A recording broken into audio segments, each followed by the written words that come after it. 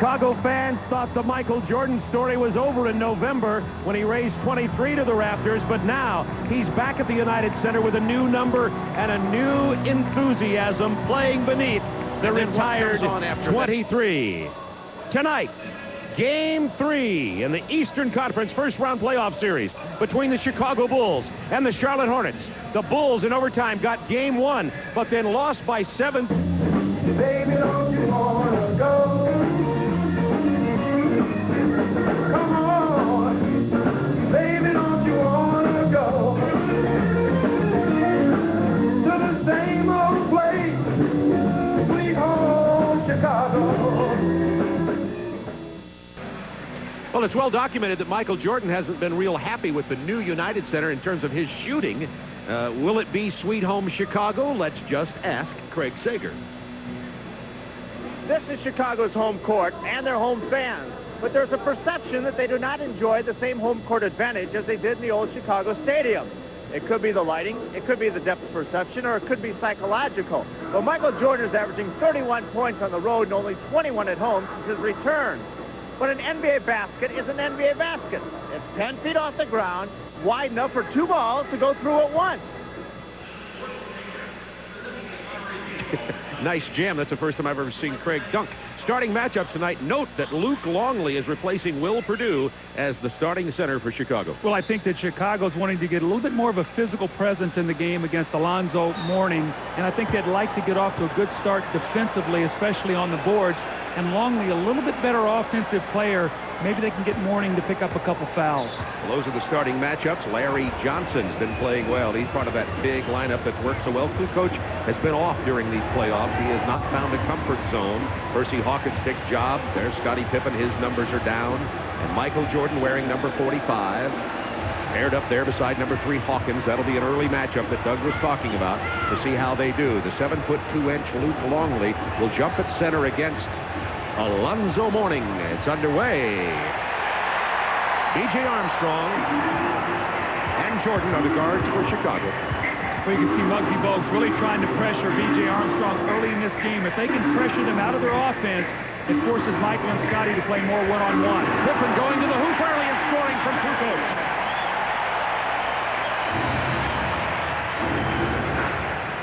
Muggsy Bogues applying pressure to the hoop. Somebody got a piece of it. B.J. Armstrong, Kukoc on his left, Pippen over on his right, Bogues right in his face. Armstrong. Good look at the basket. Pippen knocked into the very expensive seats, and the foul is going to be on the Charlotte Hornets. You could see the first possession of the game for Chicago. Scottie Pippen very aggressive. B.J. Armstrong very aggressive offensively. And then defensively, B.J. Armstrong up the floor, pressuring Muggsy Bogues, trying to get him to go at a faster pace, maybe increase the tempo of this game. He got him into an early quick shot. Post up for Jordan. Quick turnaround move. He stepped on the baseline. By the way, the personal foul was on David Wingate. 2-0 Bulls. 11:15 to go. Opening moments, first quarter from the United Center in Chicago. Bob Neal, Doug Collins with you. Game 3, Eastern Conference first round, Chicago and Charlotte. Well, Bob, when you look at the numbers in the first two ball games, Charlotte, other than the 5 minutes of overtime, feel like they have outplayed Chicago. Pippen went for the steal. They feel they're the better team. Armstrong on the break. Tough to get a fast break going these days. A 3. Jordan rims it out of there. Mourning rebound. I'm sure Michael would have loved for that first shot to go. Craig Sager's already documented his woes in here shooting in the new building. Sometimes you like to get that first one to go down for you. Down 10 points a game per average, 31-21 at home and on the road for Michael since his return in the regular season, his first postseason game back. Larry Johnson's turnaround goes down, and we're tied at 2. You can already see Charlotte's game plan. Percy Hawkins coming off the screen, dropping the ball into Larry Johnson. If you don't get the quick double team, he's going to power the ball inside. Scottie Pippen defended by Wingate. Offensive foul on Pippen. That's one early. Remember, in game number 1, Pippen got into foul trouble early and was really a non-factor. David Wingate is exceptionally quick, and he is as quick as Scottie Pippen, but at 6'4", Scottie's bigger. Tried to get inside, but Wingate did a nice job here. He kept his ground, kept his shoulders parallel. That's a good call. That's 2 turnovers now for Chicago. Bugsy Bogues, 5 feet 3 inches tall. Percy Hawkins, the last 2 possessions, has handled the ball twice coming off screens, making Jordan work. 3 on the shot clock. Mourning misses it. Tipped out of there by Kukoc. Saved by Pippen. To Michael. Back to Pippen. Kukoc. That's why you've got a defensive rebound. If you'll rebound, you'll get those opportunities. Maybe force that big lineup off the floor. 4-2 Chicago. Trying to post up Larry Johnson against Kukoc. That's a 3. Kukoc tipped it to B.J. Armstrong. Percy Hawkins never got his feet square on that one. His shot a little quick. Jordan isolated against Hawkins. Early foul. There you go. That's one. Hand check. This is what happened with Hawkins once again in game number 1 on these one-on-one isolations. Well, they want to double-team Michael, but not this far out on the floor. If he gets closer to the post, you'll see the big double team. Out on the floor, they're going to play him up single and force him to make jump shots, try to keep him off the free throw line. They're going to try it on the right side of the lane now, posting up again against Hawkins. Illegal defense. You see Scottie Pippen way over there in the upper left-hand corner of your picture. Mike Mathis calling the violation. There's Alan Bristow. It's actually on Alonzo Mourning. You'll see his man pull out. See where Mourning is. He's illegal right now. Kukoc with the drive and the kick out. Longley from the baseline. The Bulls have a 6-2 lead. And all the 6 points have been scored by people other than Michael Jordan. 2 Pippen, 2 for Kukoc, 2 for Longley. That's a good sign. Talk about that supporting cast. Everybody's numbers are down. Longley starting in place of Will Perdue tonight against Alonzo Mourning. This is David Wingate. That's a 3. It's a 1-point Bulls lead. He had some big shots in game 1 and then didn't play a whole lot. Alan Briscoe went with the big lineup and David Wingate was the odd man out. Posting Longley. Turnaround jumper doesn't fall. There's Jordan. He's averaging 8 boards a game. Pippen on the drive to Michael inside the paint. Michael's first basket from 8 feet away. It is 8-5 Chicago. Those offensive rebounds, second shot opportunities, that's been Charlotte's statistic in this series. You can already see the Bulls much more aggressive on their home floor going to the board. Bugsy Bogues gets it to Wingate, looking for Larry Johnson. Pippen way off in the passing lane. 5 seconds to shoot. Double team. 3 seconds. Wingate left alone. He's 2 for 2 from the perimeter. When he makes that shot, he's a very, very important part of their offense because he's a good defender, and if he'll make the open shots, he can stay on the floor. Michael Jordan posting again against Hawkins. There's that same shot he hit before. Burn me once, my fault. Your fault. Burn me twice, my fault. That's correct, and I think that Alan Bristow was saying, guys, we got to go back and double team on that when we want Michael to get that kind of opportunity in the lane. That's too easy. Alonzo Mourning, first time with the ball down to the post on post-up. The double team comes, and we have an offensive foul called against Mourning. When you get the double team and you're a big guy, rather than try to split it, move the ball with the pass and then cut right out of the double team. See, if he would give that ball up and then cut right out of it, maybe he'll get it back because a lot of times, Bob, a guy relaxes once you give the ball up. Pippen. Again, the height advantage on Wingate, but Wingate one of the best defensive players. There's Jordan again. Double clutch. Doesn't fall. Rebound, Larry Johnson. Alonzo Mourning from behind. Pippen with the steal off Mike Mathis. Jordan diving for the ball. Over and Pippen, but he went over and back. That's a good call. Michael doesn't like it, but it's a good call. He got the ball, Bob, and slid into the backcourt. That's a good call. Chicago Bulls with a timeout. Our officials, by the way, Mike Mathis, Steve Javie, and Terry Durham here tonight. 6:57 to go, quarter number 1. Bulls up by 3. Good start. The NBA playoffs on TNT tomorrow night. Back to Houston for Jazz Rockets at 9:30. But first, Will the mighty Magic fall in Boston? Magic Celtics tomorrow at 7 on TNT. There are a lot of reasons we created Ford Windstar with more passenger and cargo room than any leading minivan. A lot of reasons we gave Windstar the widest stance for secure handling. And reasons we gave it over 40 standard safety features. And even went so far as to include 24-hour roadside assistance. We'd be glad to name all the reasons, but you've already named them. Ford Windstar. created for the most important people in the world. When the ball goes up, you have a choice. You can watch or you can rebound. Understand that the ball won't come to you. You got to go get it. You got to want it more than anyone else on the court. It takes heart. It takes sacrifice. It takes the willingness to do whatever your team needs, because you cannot win without the ball.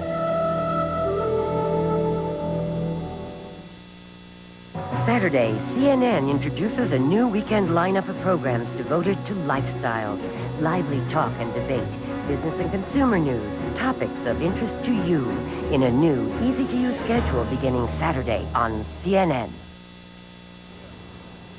It was at the old Chicago Stadium, affectionately known as the Madhouse in Madison, where Michael Jordan first earned his NBA reputation. Built in 1929, it is literally being torn down as we speak. Although it was a wonderful arena in which to showcase your talent, with no elevators, no escalators, and only 16 restrooms, it was severely outdated. We will never say goodbye to the memories. The Bulls only hope that they can add to those memories and winning seasons across the street at the new United Center, affectionately known as the house that Jordan built. Thanks, Craig. It's the house that Jordan's not been comfortable in shooting the basketball. He is 2 for 3 tonight, however. Chicago leading 10-7. All 5 Chicago assists by the 2 forwards, Pippen and Kukoc. And by the way, Pippen led the league in forward assists at number 1. Grant Hill, Doug Collins, was number 2, and Kukoc number 3. I point that out to you. Yes, well, hopefully he'll be number 1 next year. So. Bogues pulls up left alone from 15, Muggsy Bogues. Nobody near him that time. 1-point Bulls lead. I have quite a few thoughts on the Detroit Pistons that I'll pass along to you. I know nobody's giving you much advice yet. I can use it all, Bob. Trust me. There's the foul on the pass. It's on Muggsy Bogues, his first. Now, you'd have to think if you're Charlotte, you're pretty happy with the start of this game. We played almost 6 minutes. The tempo was good. You've taken the emotional charge of this crowd, and you stayed right in the ball game. So if I'm Alan Briscoe, I'm pretty happy with my start. Pippen backing in on Wingate. There's the double team. It's too late. Mourning got a piece of it, and it goes in anyway. Pippen with 4 points, Jordan with 4. The only Chicago starter not to score so far is B.J. Armstrong. Screen roll once again. They're going to go back to the play that worked before. Wingate was alone. There's the drive. Goes to the left hand. Rebound, Larry Johnson. Offensive board. That's right. That's what you're going to be concerned about, because it allows you to control the clock. It gives you another shot. Wingate got to read that Pippen is way off in the passing lane. Kukoc, finger roll, left alone. The lane unprotected. Tony Kukoc, the Croatian sensation. They used to call him a waiter because he was served up the ball so well. Well, they call Scotty that now because he has 4 assists here in the first quarter. 14-9, 5:38 to go in the first quarter. Chicago with the Pippen steal and the Kukoc drive. And we've seen now Chicago with 3 fast break opportunities in this first quarter, 2 off rebounds and 1 off a steal. So that's 2 of the statistics that we talked about: turnovers, offensive rebounds. Longley trying to play Mourning one-on-one. That'll be 2 quick ones on Luke Longley. He picked up the foul previously just moments ago. I think Alonzo Mourning has to do more of that. Catch the ball and go quickly with it before the double gets there. See, he catches it, looks, there's no double team. Longley with the second foul. Now Will Purdue is into the ball game. Longley will sit down with 2 fouls, but remember the Bulls have a total of 18 to use among their 3 centers. Purdue's numbers have been down during the playoffs. Purdue's numbers are down on an average of 5 points a game. He had a good regular season. Well, he averages a little over 5 rebounds in 18 minutes, which is pretty good because Longley's getting 5 rebounds in 31 minutes. Let's see how Purdue does with Mourning. Kicks it out. Wingate's open. A swipe by Pippen, and he's alone at the other end, but Wingate recovered very quickly. Pippen posted. Not very good spacing, but they get it to him anyway. Larry Johnson strips it on the double team. Bogues, Wingate, Mourning. You can really see the Bulls' strategy in this first quarter. They're really posting Pippen against Wingate and Jordan against Hawkins. Watch, they're going to come right back now with Michael in the low post. This is really their primary offense right now. A bad pass from Jordan. Kukoc stole that man pass. And he lays it in. Tony Kukoc definitely playing his best offensive basketball of this series. With 3 for 3, he's got 2 layups and little jump hooks, so he's getting very good shots. 5-point Bulls lead. Hawkins going to try to make Will work. Run him off a screen of Morning. Smart play right there. So you make Michael work. I've said all along, and I said it before, Michael Jordan, when he was playing the game, was the best defensive guard in the game. Probably the best defender in the game. But I think you cannot let his reputation beat you. You've got to go at him every night and make Michael work. Make him burn up energy. Hit him with a pick right here. Make him fight through. Keep him occupied. And Hersey Hawkins, if he will do that, maybe can take some of the starch out of Michael, so at the finish, his shot won't be there for him. 3-point opportunity there. The foul is on Will Purdue. It's a 2-point Bulls lead. 4:16 to go in the quarter. The no-look pass, and Purdue loses it out of bounds.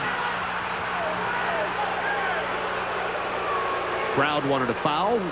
Call wasn't coming. We've been calling Will the Rodney Dangerfield of Chicago Center. Chicago with 5 turnovers early. Here comes Hawkins again, once off a pick, and he's going to be the inbound, or the guy that will drop the ball into Larry Johnson in the post.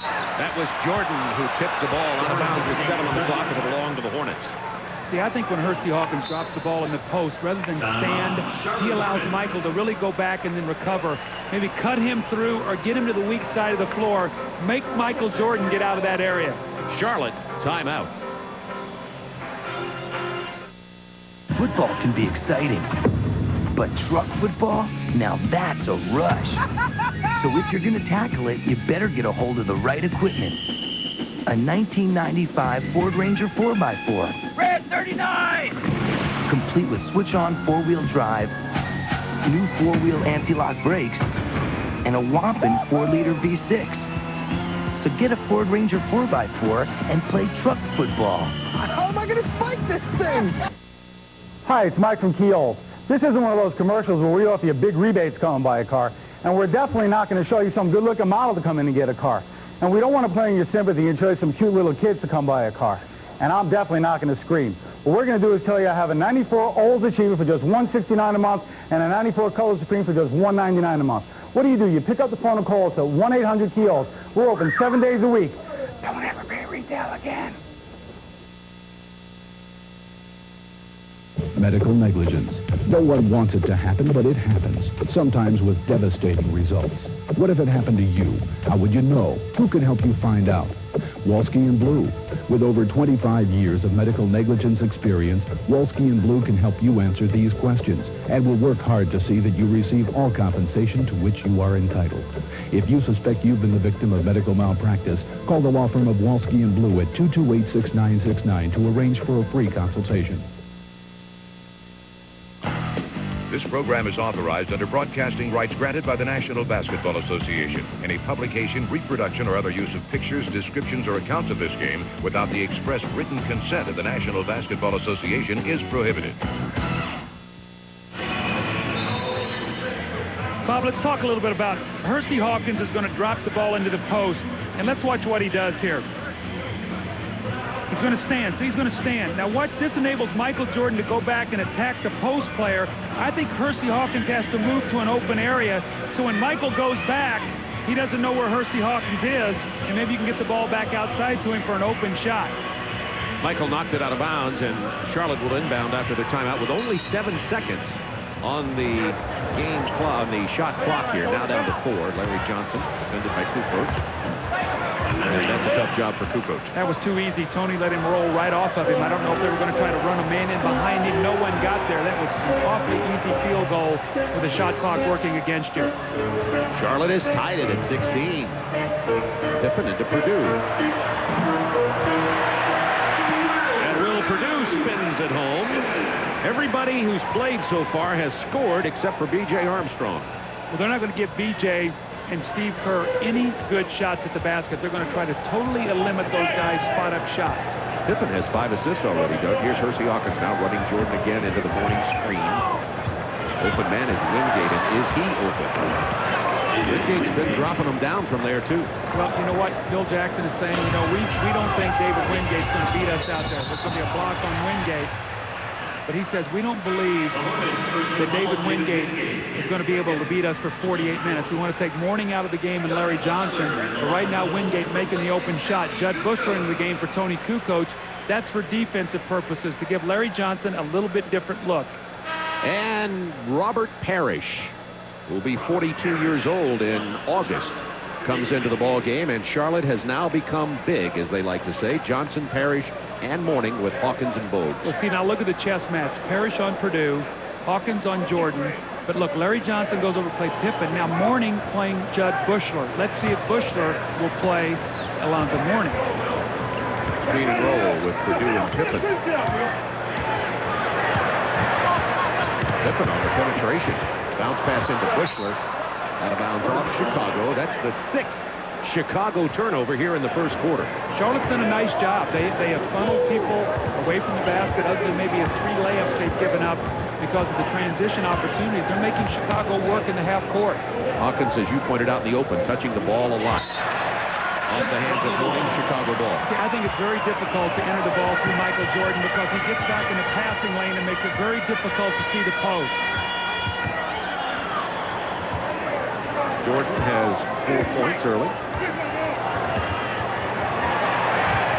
Went to the left hand.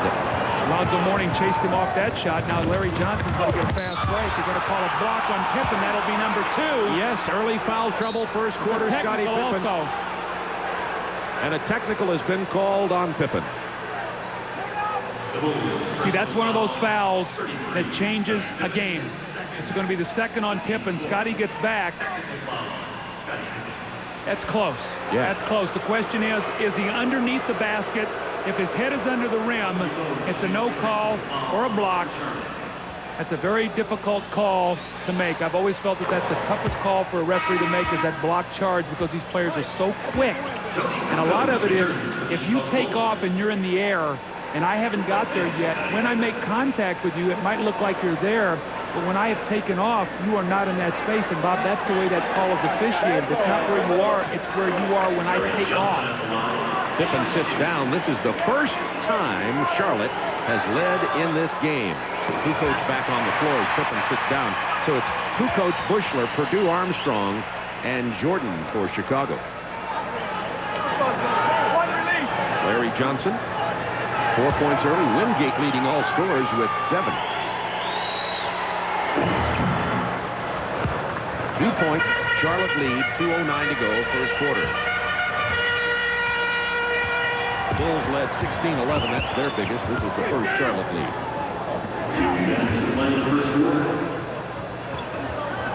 Kukoc alone from 18. He's feeling it tonight. 8 points for Kukoc. Now we got to look at that matchup. You got Alonzo Mourning against Kukoc. Will Purdue playing Mourning. I think they got to go to Larry Johnson against Bushler, and then get the double team, and then bring somebody up to the jumper. There it is. The double team from Jordan. Mourning tried to score off the pass. Kukoc runs it down. Great ball handler for a man 6'10". Yeah, Alonzo Mourning had the open shot, tried to get closer to the basket, made it a much more difficult shot. Will Purdue with the offensive rebound off the Jordan miss. 4 early points for Purdue. Good at going to the offensive boards, particularly in the regular season. Well, anytime you play with Michael Jordan, you've got to go to the offensive board because he's bringing 2 or 3 guys with him to block shots. If I notice a big difference in Michael's game right now from when he first played and where he's been out, is he doesn't quite finish as well right now. I don't think he completely has his legs. Mourning shot rims out of there, and we've got a loose ball foul. And, you know, Michael not having his legs is a major part of his game finishing, but still, he plays much higher in the air than most anybody else in his game, so it's all relative.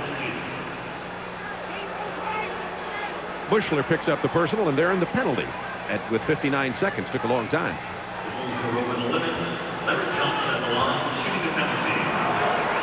Johnson shooting the free throws, 86% in the playoffs. Boy, he's really pulling the string on that free throw. It's almost like he's begging that ball to go in. He's 2 out of 3 from the line there tonight. Grandmama. Larry Johnson's done a lot of battling back from injuries. A lot of people felt like he may never play again. He had a severe back problem. Then last year he had a stress reaction in his foot. A lot of people felt he wasn't going to be able to play through that. Maybe that was even this year, that early in the year they thought he had a broken foot. Under a minute. Tied at 22. advantage, Michael Jordan. He finishes this time. Michael has 6. He's 3-4-7. Remember, in the regular season, he averaged 21 points a game in this building, 31 points on the road. He has not been comfortable at the United Center. Well, he's not made a jump shot in this game. He's had 2 post-ups and a finger roll. Swing it, Alonzo. You got an open man.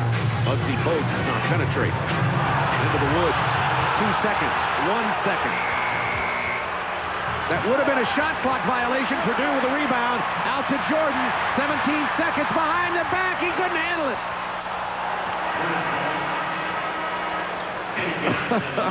It's still worth the price of admission. When Michael takes off on the fast break, the expectation in these fans, you can hear the air being sucked out of the building, waiting for something spectacular to happen. The wraparound goes out of bounds, and it'll be Charlotte ball. They'll have 14.6 seconds remaining in the period to get a shot off, down 2. Now, Larry Johnson likes to isolate, see if they run and double-team him. And again, Muggsy Bogues will probably be the guy that will have to take the shot. I don't think they're going to let him isolate and go one-on-one. They kick it out to Curry. Curry just inside the line.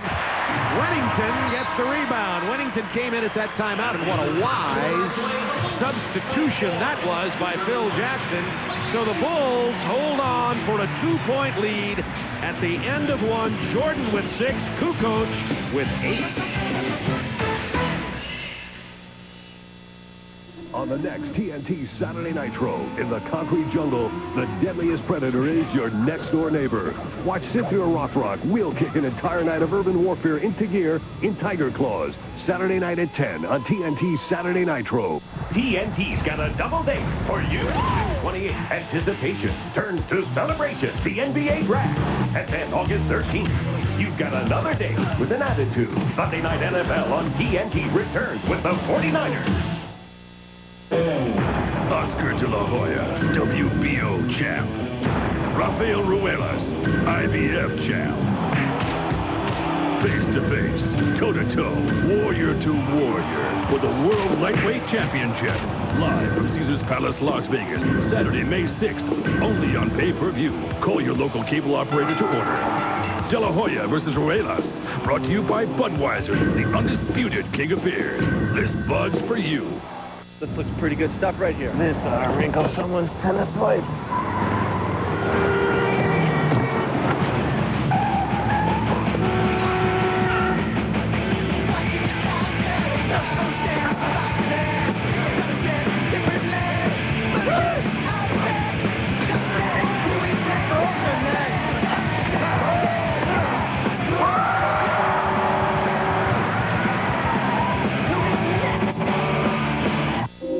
It's a perfect day in the travel industry. Or is it? If your 800 service goes down, it's like your business disappears.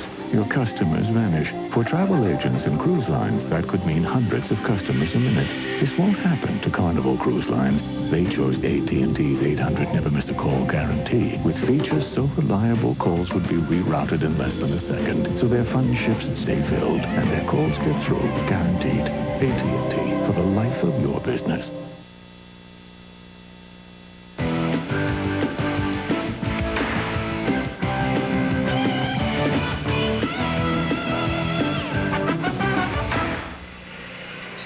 Sweet home Chicago, the Chicago Rivers, the Marina City Towers, and the Bulls have a 24-22 lead over Charlotte, ready to get started with the second period of play. And Doug, you're keeping track of the keys to Charlotte and their big lineup. Well, we got to give Marty Aronoff the credit. He's the numbers cruncher here, but Charlotte's had 6 free throws in the first half. The first quarter made 5. Chicago attempted none, so they're on pace for 24. Remember, in the first 2 games, they shot 31.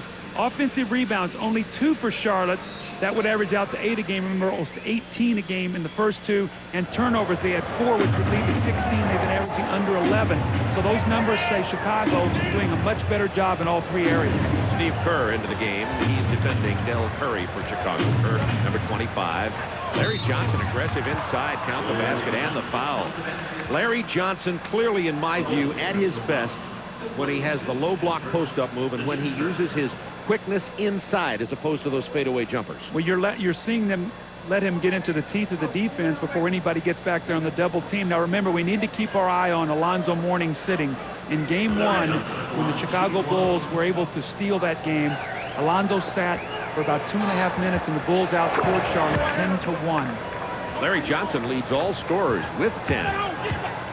Alonzo on the bench, Mourning with only 2 points, carrying 1 personal foul. It's a Hornets lead of 1 with 11:35 to go in the second quarter. Kerr comes off the screen from Jordan and knocks down the jumper. Memories of Jordan and Paxson. Yes, sir, and Steve Kerr is a guy that they want to get some more field goal attempts. Only 1 in game 1 and 5 in game 2. They're going to the Larry Johnson well until it runs dry. 10 on the shot clock. Back to Johnson. That's a 3. They'll live with that. They'll live with that three-pointer out there. Purdue with the rebound, but we have a loose ball foul on Charlotte. See, Larry Johnson doesn't need to take that 3. He can get inside. I always felt that was sort of a giveaway shot. Now, his numbers are up from the three-point line this year because it's closer, but still Larry Johnson can do his damage in the low post against the Bulls. I agree with you, Bob. Kenny Gaddison is in the ball game for Charlotte, and Percy Hawkins is back in. Both sits down. Jordan penetrates, kicks to Kerr. See who's playing Michael Jordan now. Larry Johnson. He goes right back into the post once again. Purdue kept it alive, couldn't hold it. Michael looks like he's a little quick with his shot. I think when he gets in here, he's a little anxious. He's 3 for 8, and again, he's not made a jump shot yet. 2 post-ups and a finger roll. Percy Hawkins, defended by Kerr. Better defender than most people give him credit for. Parrish, quicker than you thought. He spins around Whittington, but misses the little short jump. Purdue off the break. Fouled on the shot. Purdue will go to the free throw line, where he has been pretty good in the playoffs. He's been shooting 82%. In the regular season, 58%. The versatility of Michael Jordan with this unit on the floor. Michael actually is playing point guard. Steve Kerr is playing as the off guard. You've got Kukoc, Will Purdue, and Bill Whittington in the lineup. So they really have a big team on the floor. You've got Purdue at 7 feet, Whittington at about 6'10", Kukoc at 6'11", Michael at 6'6". So they've gone with a big lineup here and allowed Michael to run the point guard situation. Purdue misses them both. Tipped by Kukoc, controlled by Parrish. Those are the first Chicago free throws tonight. Bulls by 1. 10:22 to go in the half.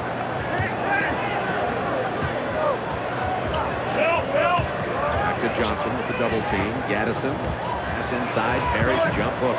Just too short. Purdue with another rebound. He has 3 early. Jordan passing to Kukoc, who dumps it off to Whittington. You got to think Kukoc wanted that basket. That's Bill Whittington's shot, too. Boy, that's a tough catch by Larry Johnson. Soft hands. That's a big-time play right there. That's an all-star play. Operating big in the paint. 12 points for Larry Johnson. He's 4 out of 5, and he gives the Hornets a 1-point lead. Kukoc just cannot handle it defensively. 10 on the shot clock. Purdue into the paint. Goes left. Now he wants the foul. Yeah, come on, Will. You ought to just take that bank shot off the glass. Don't get greedy. Will Purdue 3 of 3 tonight. He lost his starting role to Luke Longley.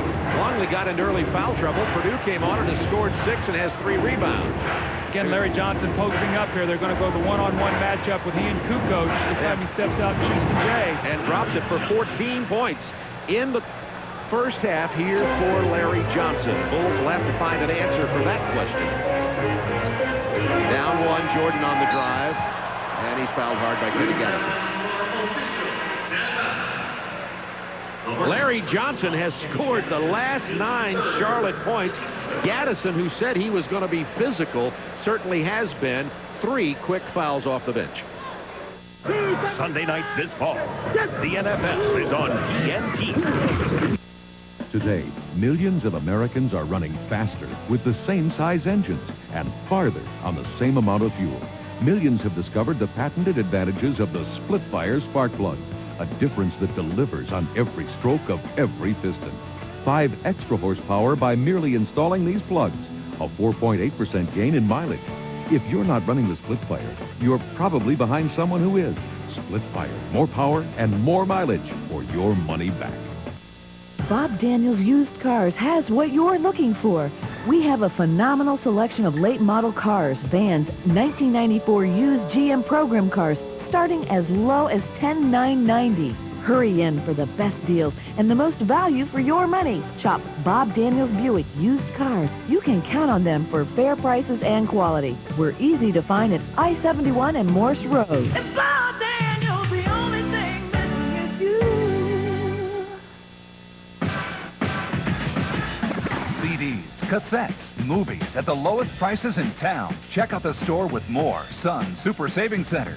Right now at Sun, top 10 hits from Green Day, Hootie and the Blowfish, Offspring, TLC, and Tom Petty are only $9.67 CD, $6.57 cassette. From rock to rap, sports to video bestsellers, your favorite music and movies are at Sun Super Savings Center. The Hornets lead by 1. We've talked a lot about changing courts and different baskets and how it shouldn't affect you, but psychologically it does. Michael Jordan says he does not feel as comfortable in this building, but he has done something about it. He has taken the chair that he used for 9 years at the old stadium and brought it out of storage. He used it for the first time in the final regular season game here at home. The only home game since his return in which he shot 50% in this building. Bob? That'll probably be for sale at some collectibles place for about, $2,500. And you tell me that even the greatest players in the world aren't superstitious? Mike's chair. Look what the back of my seat says. It says Bob's chair. There you go. You should feel very honored that you and Michael both have your chairs labeled in the new United Center. Thank you very much, Doug. It's really an honor having you recognize me for that, too. Michael's first trip to the free throw line tonight. Jordan has 7 and 8. 7 lead changes in this ball game here in the first half. Alonzo Mourning sat for 3:06, got a nice rest, and while he was out, the Hornets actually outscored the Bulls by 3. Positive sign for Charlotte. You can see now Pippen is back in and on Larry Johnson trying to stop that bleeding. Hawkins shoots an air ball. Purdue to Jordan. Bulls by a point.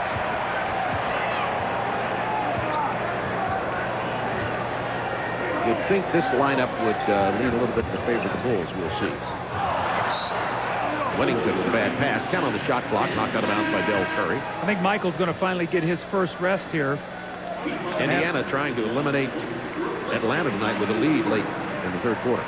Bob, you know, sometimes you look at these first-round matchups and you think, well, if it goes 4 or 5, not much difference. It's big difference. You want to play as few games as you possibly can, get the rest, and get back to work on what you have to do for the next series. So teams that lose make it look like it's not a big deal, but you do not want to get deep into a 5-game series if you can avoid it.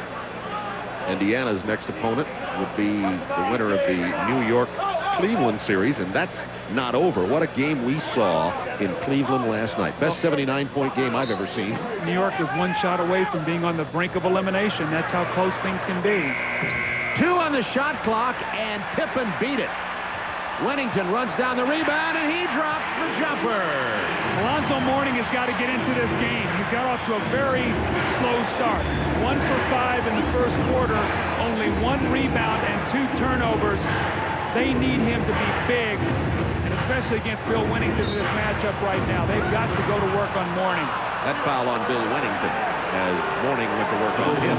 Alonzo Mourning is averaging almost 28 points a game. He's had 8 block shots, 16.5 rebounds, 4 assists.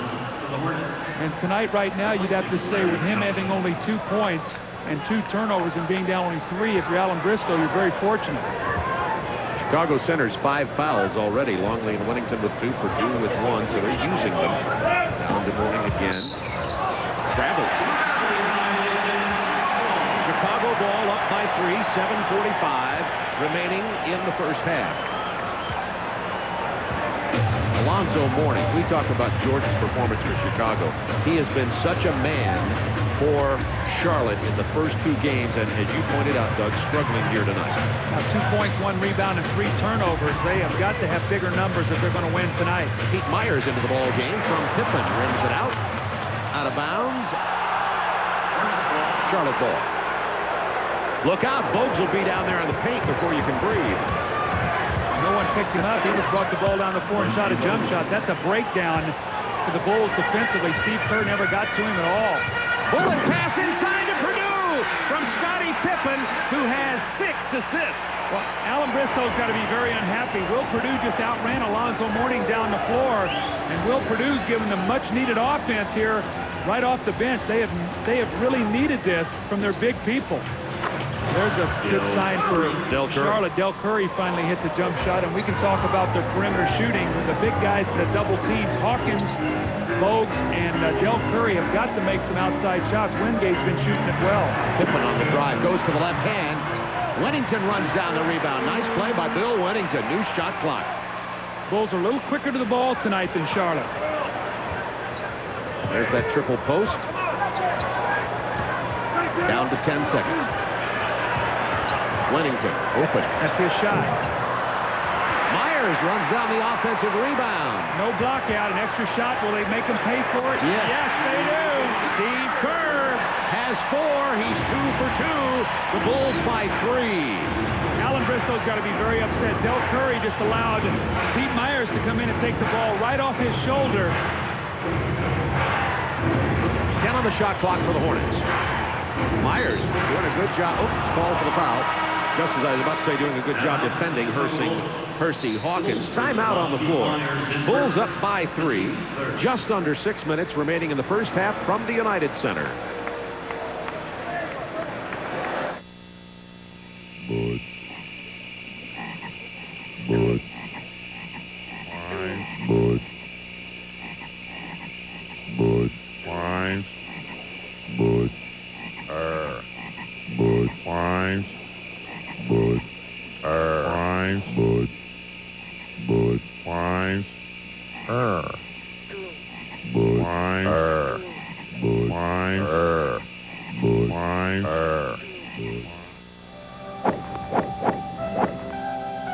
How to achieve success. For me, it's the details. In golf, that means taking it one stroke at a time. And at Jiffy Lube, we do it one car at a time. And we offer the quality of Pennzoil. So even though we've serviced almost 100 million cars, the one that matters most is the one we're working on now. If it doesn't say Jiffy Lube, it just isn't Jiffy Lube. To whom it may concern, my mother abuses me and tells me if I tell anyone, she will let some bad person take me away. If you don't believe me, you can ask my sister.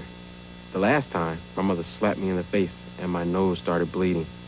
I wish I could find a new family far away who's going to be nice to me. And the family doesn't have to be rich. Can you help me do that? P.S. Don't forget, a family that's very nice and far away from here.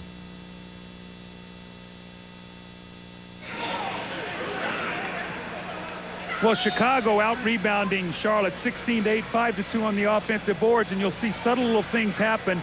Pete Myers gets the offensive rebound, and you're going to see Scottie Pippen set the nice little screen for Steve Kerr to help him get him open. So as he rolled this forward, stop it right here. Here's Pippen. You see the nice little screen against Muggsy Bogues to free up Steve Kerr for the open jump shot. Kerr off the bench 2 for 2.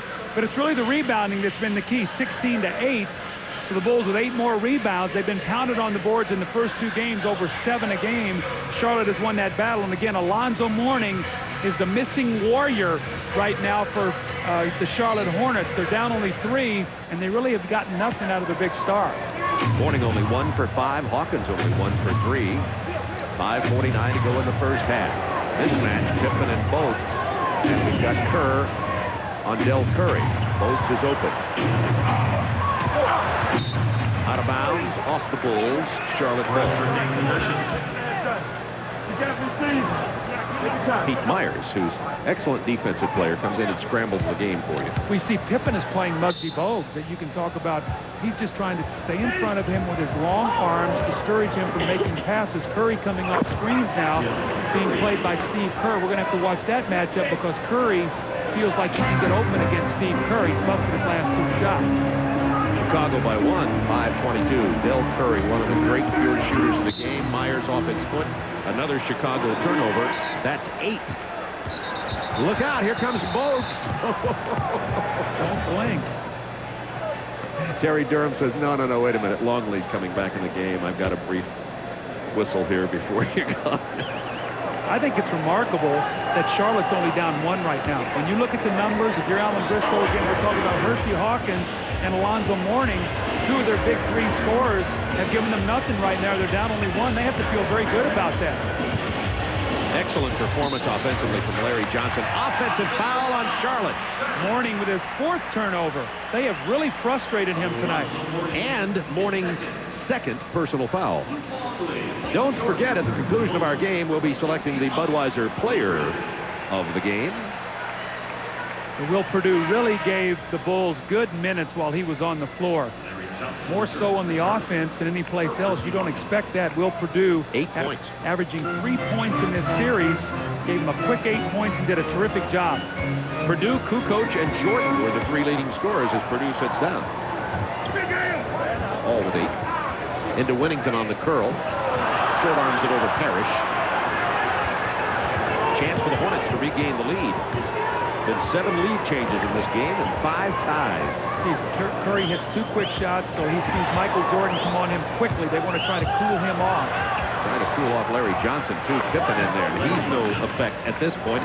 And Johnson has 16 first half points. He's only missed 1 shot. We'll see the matchup on the perimeter goes to Scotty if he does that. And if it goes inside, it goes to Larry Johnson. These 2 guys winning each other the last game of the season here. Larry Johnson had big numbers, but Pippen also played well and put up numbers on the outside. Pippen, who has not been scoring well in this series, averaging only 13 points, has 7 now as he hits that triple. That foul on Steve Kerr. Boy, interestingly enough, Michael Jordan now playing Muggsy Bogues. So the respect for Muggsy Bogues is they're putting Michael Jordan on him or Scottie Pippen on him. I think that says a lot about what the Bulls feel their keys are. Larry Johnson misses that one. Jordan with another rebound. He has 3 in the game. Under 4 minutes to go in the half. Bulls by 2. Still waiting for Michael to make that first jump shot. They fake the screen and roll and get it into Winnington, who lays it in. Nice play by Pippen and Bill Winnington. Scottie Pippen has more assists than the Charlotte team tonight. 7. 41-37 Chicago. Mourning defended by Longley. Jordan came over for the double team, out of bounds. Charlotte ball, 9 on the clock. This is one of the least inspired halves I've seen from Alonzo Mourning. I've done a lot of his games over the last few years. He is really struggling to get himself going. I guess you have to give a lot of credit to Chicago. But Alonzo's a very emotional player. Right now, he's not playing that emotion that we normally see in him. You're right about that. Del Curry with the ball fake. And a 3. Del Curry, what a sweet shot. 7 points. So he's not concerned about Steve Kerr bothering his shot. You can see when Kerr gets on him, he's made 3 quick jumpers. Curry with the foul and the reach in for Jordan. 41-40 Bulls, 3:15 to go in the half. And Indiana now with a double-digit lead over Atlanta. Indiana leading in that first round series 2-0. Could close the Hawks out at home tonight. They'd like that because they'll have to play very tough physical team in either New York or Cleveland in the second round. Seeing what happens is if New York wins on Thursday night against Cleveland, that series would probably start on Saturday, which would give Indiana a chance to rest a little bit. New York would have to come right into a new series. See, all those things come to play in the playoffs. Jordan's 360 turnaround. Very nicely done. He's 4 for 9. And all 4 field goals are in the paint. I don't know where I'll get you, he says, but I'll get you. Doesn't matter, right? As long as you put it up there. Maybe now. Muggsy Bogues slips away from Steve Kerr. Wingate's open. He was hot early in the ball game. Gotta get it up. 1 second on the shot clock. It didn't go, but he did beat the clock. Bulls by 3. Pippen. Right back from Luke Long. Now Mourning has 2. They'd love to get the 3rd one on him before halftime. 8 seconds on the shot clock. Jordan. Finger roll. Doesn't go, but the foul. David Wingate picked up the personal, and that's his 3rd. Could be significant later in this game. Timeout on the floor. Bulls up by 3 with 2:13 to go in the half. Jordan, when we return, will go to the line after that foul from Wingate. The NBA playoffs on TNT are brought to you by AT&T for the life of your business. And by Champion, who's proud to be the official uniform and practice wear supplier of the NBA. AT&T, this is Richie. Richard, this long-distance business is maddening. MCI and Sprint keep calling. Everybody's pulling at me. Every week there's a new, confusing plan. No. I just want something simple. AT&T True Savings. It's simple. Sign up, make $10 in calls a month, and we'll subtract 25% off your AT&T bill. 25% off to whom? Anybody in the U.S. Smashing. AT&T's simplest way to save 25%. Oh, I'd like that. AT&T True Savings. Save 25% to anybody. Your true voice.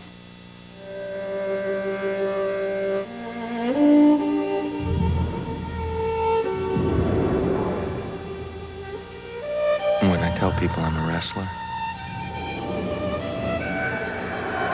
they ask me if I'm one of those guys they see on TV with the face paint and the funny names. And they ask me if I jump up and down and climb up on the ropes and all that.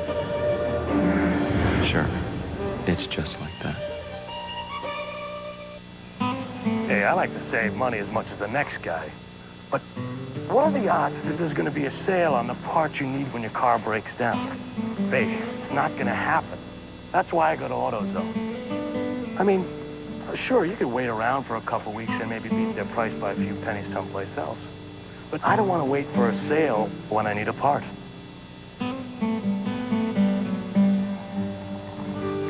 Now, what more could you ask for?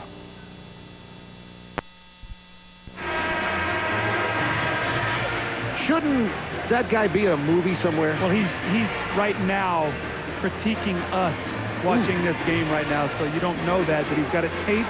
He's going to go home and watch. Thumbs up, thumbs down, Gene Sisco. Oh, my. You know, we don't want to pick on Alonzo Mourning because this guy's such a great player, but he's so out of character tonight. He has more turnovers than points, more fouls than rebounds, and the Chicago Centers have 16.7 rebounds. So right now, you look up at that scoreboard, again, I keep saying it's amazing that Charlotte is winning 3 right now. You'd have to think that Mourning is going to come out of his funk in the second half. Yeah, and Larry Johnson's already dropped 16 on Chicago. He's been taking up the slack to keep Charlotte close. Jordan was fouled by Wingate before the timeout and gets 2 free throws here. Pete Myers in for Scottie Pippen with 2:13 to go. Pippen goes to the bench. Remember, he had 2 fouls early. Yes, and remember, in Game 1, he got into early foul trouble, and if Phil can buy 2 minutes and 13 seconds with him, he'd much rather have Pippen have 4 fouls going into the second half than only 3. We've always talked, too, about how teams end quarters. Right now, Charlotte down 5, 2:12 to go. Very important they don't allow Chicago to get up to a double-digit lead here in these last couple minutes. They need a field goal. Bogues is going to try for one over Jordan. The air ball caught by Myers. Jordan had broken away, and Myers couldn't release the pass. See, they've taken Muggsy's shot out of the game by putting both Michael Jordan and Pippen on him. Those long arms that can play off of him and still bother his shot. The turnover, Bogues has to beat Kerr. Jordan gets the rebound away from Curry. Big rebound from Michael. After the steal, Bogues only 2 of 6 tonight. Doug will calm it down. Myers with 10 on the shot clock. Burke. Judd Bushler into Luke Longley with 3 on the clock. Lefty hook. He's coming back with a left hook or the right hook. He traveled. He didn't get anything off. When the ball gets in shot clock Longley's violation. hands, he holds it. Yeah. And normally the other centers move the ball. So when he catches it, Bob, he's going to make a decision. Am I going to shoot it or am I going to give it up? The indecision there cost him a turnover. At 10 Chicago turnovers, that's one of the areas that's keeping Charlotte close in this game. 45-40 Bulls. Larry Johnson penetrates inside. Mourning has it stripped by Pete Myers. That's 5 turnovers for Mourning. Inside to Bushler. Sees Mourning. Kerr, wide open. Doesn't get the bounce. Myers with the offensive board. Under a minute to go. First half. Bulls by 5. Well, the offensive rebounds right now for Chicago, they're just much more active than Charlotte. There's the double team. Kerr open again for 3. He's not going to miss 2 in a row. You got that right. He's the NBA leader in 3-point percentage. They're on their feet at the United Center. Del Curry should never leave him to go double team. Alan Bristow very upset. You cannot let Steve Kerr get free for shots. What is that, 7 points in the game now for Steve Kerr? That's right. Foul on Bushler trying to defend, and Alan Briscoe is just frenzied over on the sideline. Well, he's telling Del Curry, don't leave him. You know what our game plan is. We don't leave Armstrong.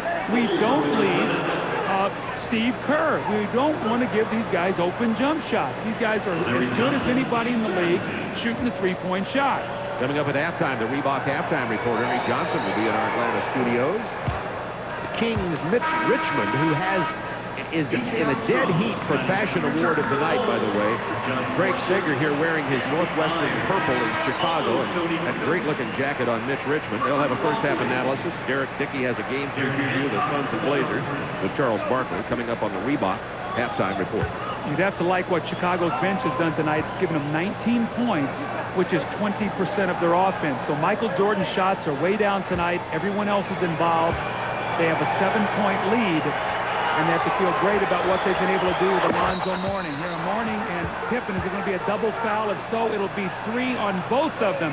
Scotty just cannot make that play, and nor can Mourning. That's 3 now on both of these players. And that's the story.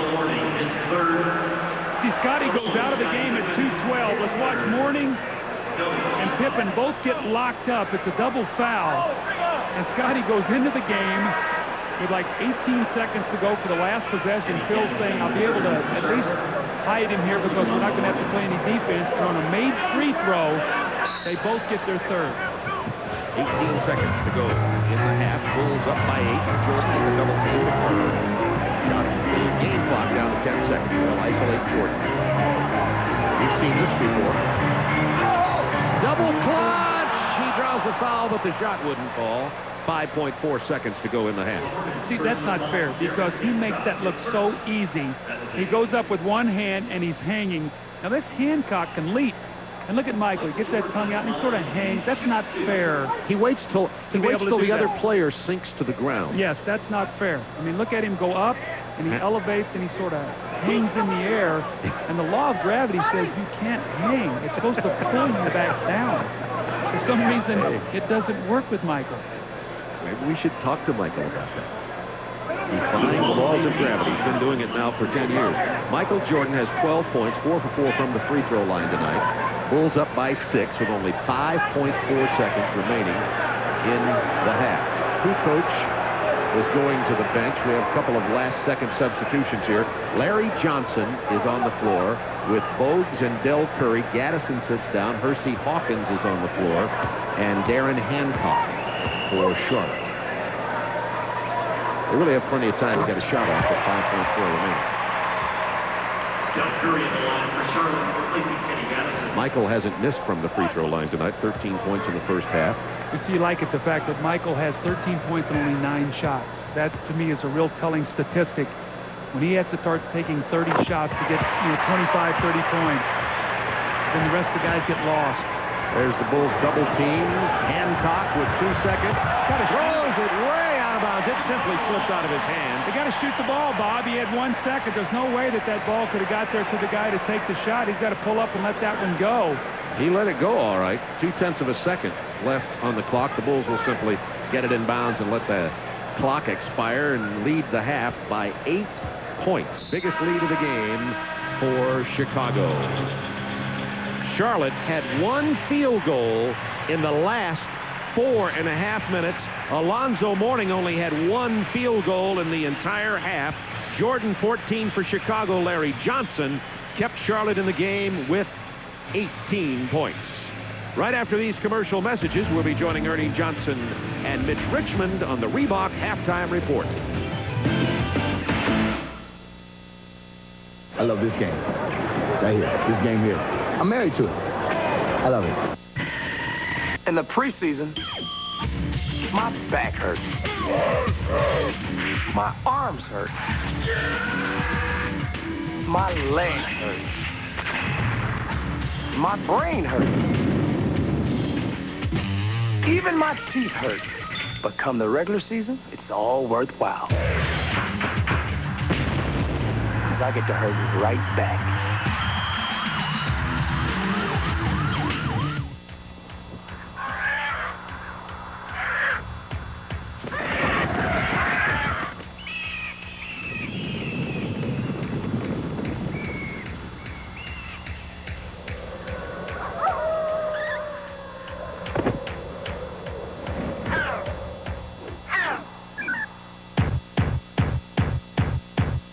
Still going. Long-lasting Energizer batteries keep going and going. You want to know about life, son?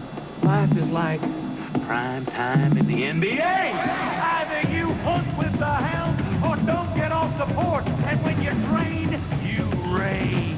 Now, this activity makes you thirsty. Fortunately, the NBA has Gatorade, the sports drink the league plays on. And play on, you must. That's life. Say it with me now. Life is a sport. Drink it up.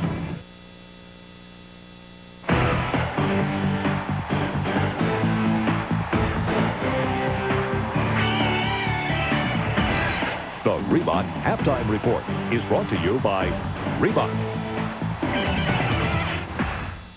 24 minutes in the books at the United Center in Chicago. The Bulls leading the Charlotte Hornets 50-42. That series tied up at a game apiece. The pivotal Game 3, as they say. Ernie Johnson here in Atlanta with the Reebok Halftime Report, joined by the Sacramento Kings All-Star guard, Mitch Richmond, also the MVP of the All-Star game in Phoenix this year. You look at Charlotte trying to, even though they're the higher seed, kind of steal one from the Chicago Bulls in this series, not getting much out of Zoe in the first half. Well, they're only 8 points down, and I think Zoe will come ready to play in the second half. You have to stay out of foul trouble and be very aggressive in the paint. When we talk about the Bulls, we talk about number 45, Michael Jordan, and we talk about the triangle offense really being the root of what Chicago does with the ball. On to the Etch-a-Sketch we go, Mr. Richmond, and take me through it. Well, you see here, Chicago knows that Charlotte is trying to push Michael Jordan down to the baseline, and they're trying to get the triangle offense here. But once Kukoc finds out that they're pushing him down, he clears. And Michael takes the ball down here. And here we have Grandmama knows that Michael Jordan is getting ready to fly. Yeah, he's pointing over there, says, guys, here he comes. Here he comes. But Alonzo is too late. And once Michael Jordan gets to the paint, he's ready to fly, and you're too late to even bother his shot. Cigarette and a blindfold, please. Michael Jordan coming through the lane to knock it down, and the Chicago Bulls out to the lead over the Charlotte Hornets tonight. Game 3 of that series here on TNT. Right now on TBS, the Indiana Pacers and the Atlanta Hawks are playing, and this is a game the Indiana Pacers can use to sweep the Hawks. Atlanta must have a win or the season is over. They are into the fourth quarter now, and it's looking like baseball season is fast approaching officially in the Atlanta area because the Pacers are taking care of business. They brought a lot of their fans down there, more than 1,000 to the Omni to watch. And early on, it's the Duncan Dutchman, Rick Smits, knocking it down. Pacers down by 2. Mookie Blaylock, the key to whatever the Hawks want to do. Nice feed inside to Stacey Augmon. The Hawks on top 21-20. Nice playing in the passing lane by Grant Long. The steal and a sweet one-hander. The Hawks on top 57-54 in the third. Mookie Blaylock continues to pour it on for the Hawks, trying to stay alive. From three-point land, knocking it down. But Larry Brown's guys get it pumped up. They outscore the Hawks 34-20 in the third period. There's Reggie. Surprise, surprise. Knocks down a 3. 4 out of 9 in the game. 30 points at this point, and he is sitting down in the fourth quarter with the Indiana Pacers on top 95-80 over the Hawks with about 6 minutes to go. And so it is looking very much like the Indiana Pacers will move on. And we saw Reggie Miller. He's one of those guys who, when the postseason starts, he picks up his game. Oh, no doubt. I think the Indiana Pacers know that they have to have some offensive power from Reggie Miller in the playoffs. And they look for him down on the perimeter. They look for him down on the break. And when he's open, he's one of the best shooters in the game. Reggie averaged just under 20 in the regular season, averaging about 30 in the postseason. When we come back, another guy who really tends to pick it up in the postseason. Yeah, this guy, the Chuckster. You'll hear from him next. You got the winning color. I got a 1985 Saab 900 Turbo. Got 147,000 miles. I've had it for 9.5 years. I've done its maintenance. I use Pennzoil every 3,000 miles religiously. Now with the revolutionary Pennstar molecule, Pennzoil clings to moving parts. Works like liquid ball bearings. Using Pennzoil every 3,000 miles, it'll keep me right up to par. Engine problems? Before you try a tune-up, try Gum Out first. The solution could be less than $5. There's a place where the humidity can be so thick you can practically cut it with a knife. And spaghetti sauce flies through the air with wild abandon. It's the Dutch Boy Paint Testing Facility, where we put Dutch Boy kitchen and bath paint through over 70 tests to be sure it resists moisture, peeling, and even staining. All to make sure that when you buy Dutch Boy, you're not just getting a paint that looks beautiful. You're getting a paint that lasts. We guarantee it. Give your home the lasting look of Dutch Boy. Normally, little Tommy Johnson wouldn't stand a chance against NBA star Grant Hill. But today, he's drinking Sprite. You're in my world now, Hill.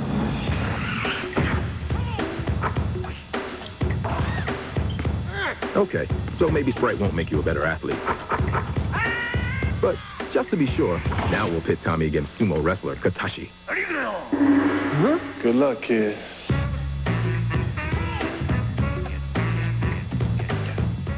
Now eating at McDonald's gets you the biggest break ever. I want him! It's the Monopoly game, only at McDonald's. With over 50 million prizes, it's supersized excitement. I want a Dodge Viper! Shopping sprees, cruises. Sega Game Gear with Sonic Triple Trouble. Get a game piece on these favorites like a medium soft drink. Win big instantly, or collect a Monopoly and win. So go directly to McDonald's and eat, play, win. $1 million! Have you had your breakfast today? Larry Johnson has 18. Michael has 14. The Bulls have the lead 50-42 as the Reebok halftime report continues. Later tonight here on TNT, it is Game 3 of the Suns-Blazers series. The Blazers trying to knock the broom out of Charles Barkley's hands. Let's get a preview of this game from Derek Dickey in Portland. Game 3, best-of-5 playoff series. Phoenix Suns lead 2-0 against the Portland Trailblazers. And Charles, rebounding and defense. Everybody knows that the Portland Trailblazers have been the dominant team this season against the Suns, but the Suns have been able to turn that around. Why? Well, I think we just made a conscious effort. We got two been a good rebounds to get out rebounding every time we play a team. Even though we won all 5 games during the regular season, they are rebounding us, and that shouldn't happen. And AC's been terrific on the boards. The guards have done a good job. Suns have averaged 116 points a game. You don't have to outscore an opponent to beat them, do you? Well, our defense has not been great in the past. We've really improved in the last month. And we're playing very good defense right now, and that leaves you a lot of easy baskets to go without already. We have a lot of good offensive players, but you add that with great defense, we're scoring a lot more than we did during the regular season.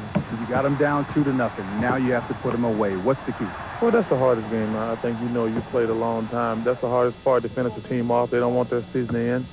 But I think we just got to get off to a good start. So they come out pumped, they get their crowd into the game, and we just got to weather the storm early, I think, and hopefully the best team will win. Mitch Richmond, what do the Blazers have to do to get back in this thing? Obviously, the headband man has to go to work. Oh, definitely. I think Ross Strickland's step, he has to be aggressive. He stayed like he's been doing all year. I mean, all in this playoff series. But I think Cliff Robinson have to step it up. But I think Portland will win this game. You do? I do. We'll put that down right in the books. It's the Blazers winning Game 3 to force a Game 4. Back to wrap up the Reebok halftime report after this.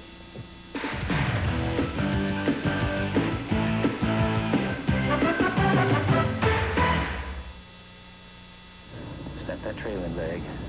Be aggressive. Set.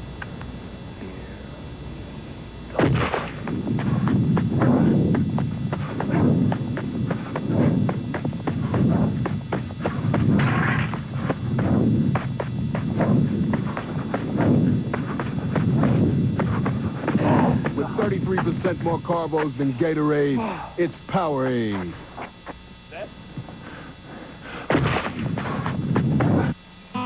Hey, I like to save money as much as the next guy.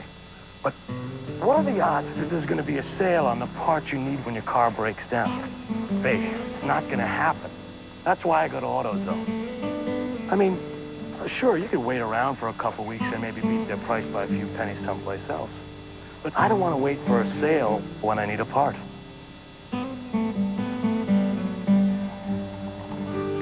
Now, what more could you ask for?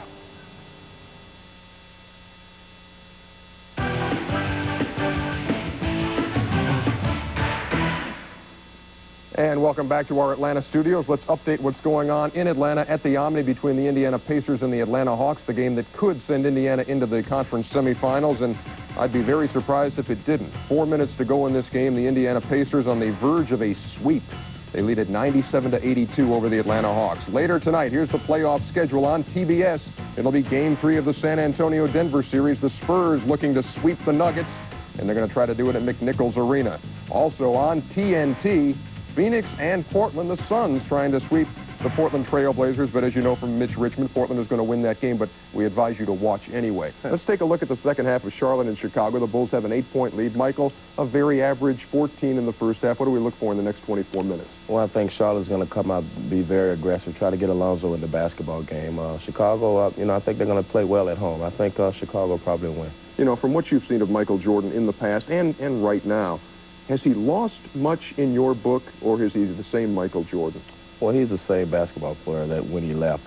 He probably don't jump as high, but he still jumped it more than other people in this game. 50-42 is the count. Michael Jordan and the Bulls trying to take a 2-1 lead over the Charlotte Hornets. The third quarter is coming up. That's the Reebok halftime report.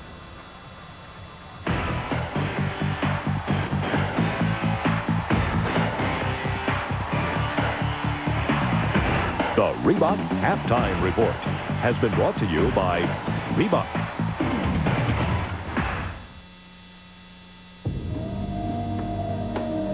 When I am alone in the half-light of the canyon, all existence fades to a being with my soul and memories. And the sounds of the big Blackfoot River, and the hope that a fish will rise.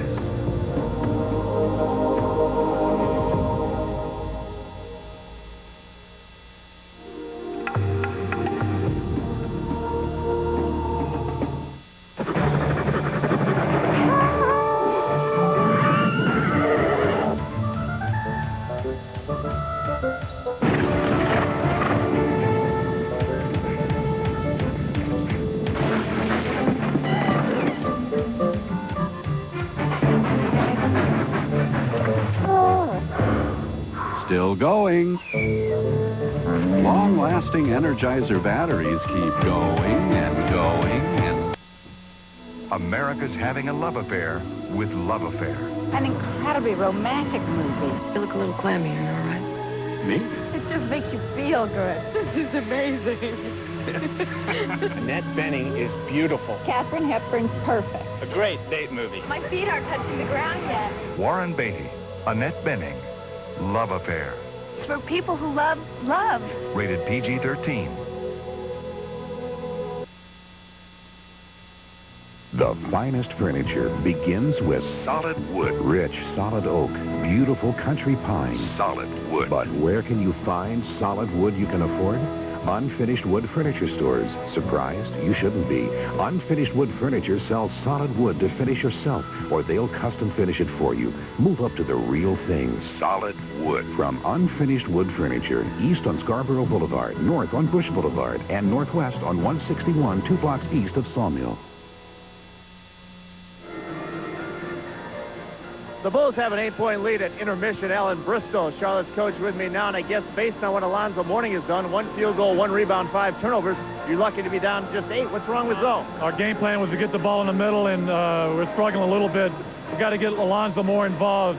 The 5 turnovers probably worry me a little bit more than him not getting the points on the board, but hey, we got 24 minutes. We'll get the ball to him. Todd Collins knows you weren't real happy when Steve Kerr got the open shot. Yeah, well, we got to make sure he doesn't get open, and that's probably been a big difference. They get some points out of Purdue and Kerr, and that really hurt us. Good luck second half. Let's go back to Bob and Doug. Thanks, Craig Sager and Alan Bristow. Pretty well laying it out there. Alonzo Mourning with the biggest struggle. They're going to go to him more in the second half. Well, you know, he's got 3 fouls, which is a concern, but I think the real difference is when we talked about the opening in the big lineup against the small lineup, I mean, when you look at Charlotte, they've got 3 offensive rebounds. They've only taken 9 free throws. Larry Johnson's taken 7 of them. And they've been pounded in every phase right now. So they have got to be able to get Mourning more emotionally involved, Bob. He is such a key just to be the emotional warrior of this team. And he's been very, passive. I have never seen Mourning like this in a big game.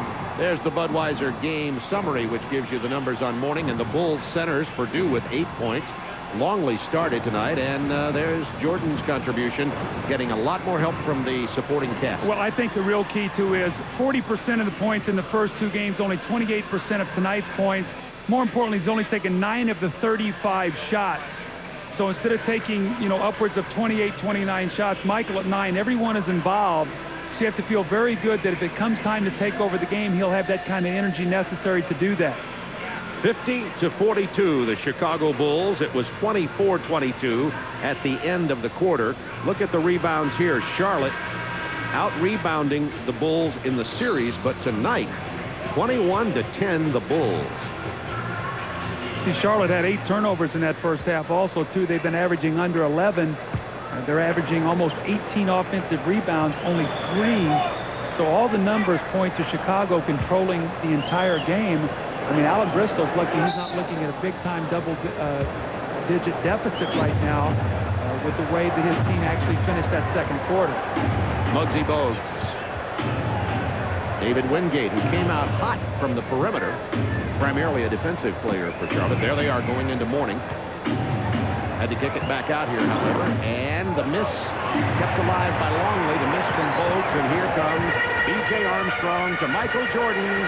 3 for Michael. That's his first jump shot of the ball game. Michael Jordan gives them a double-digit lead now at 11.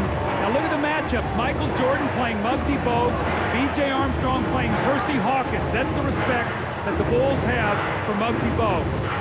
And to morning again. They have to kick it back out. Back to morning again. Got a better position this time. Lost the ball. Another Alonzo Mourning turnover. Open is Kukoc.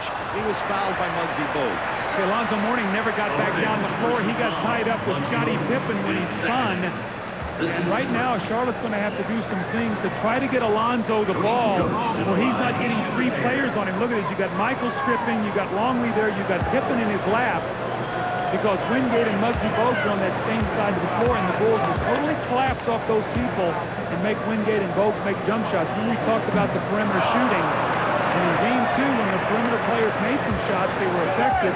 In Game 1, Muggsy Bogues was 2 of 10, Hawkins 3 of 6, Curry 4 of 11, and they were not able to score against Chicago. 53-42, Bulls by 11. Kukoc not doing it at the free throw line.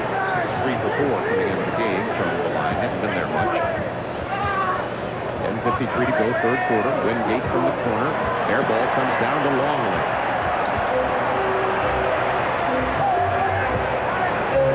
B.J. Armstrong. B.J. Armstrong played 12 minutes in that first half and only took 1 shot. And in this series, in Game 1, he took 5. In Game 2, he took 8. And Steve Kerr was the more effective player in that first half. Robert Parrish will check in here early for Charlotte as they'll get big early. Waited about half the quarter in the first part of the ball game. Nearly another turnover there. Charlotte's really out of sync offensively. That clock winding down against them once again. It's going to be Wingate have to take the shot. 4 seconds. Nice shot on the leaner. Pippen almost blocked it, and that's Charlotte's first field goal in the last 5 minutes and 30 seconds. Pippen with 15 on the shot clock. To Kukoc. He'll take this 3. Tony Kukoc drops the 3. He has 11.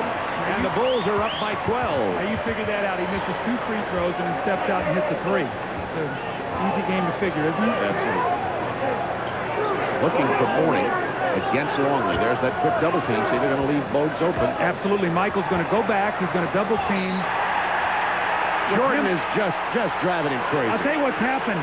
With Muggsy Bogues entering the ball into the post, Michael's going to be the guy who will double back.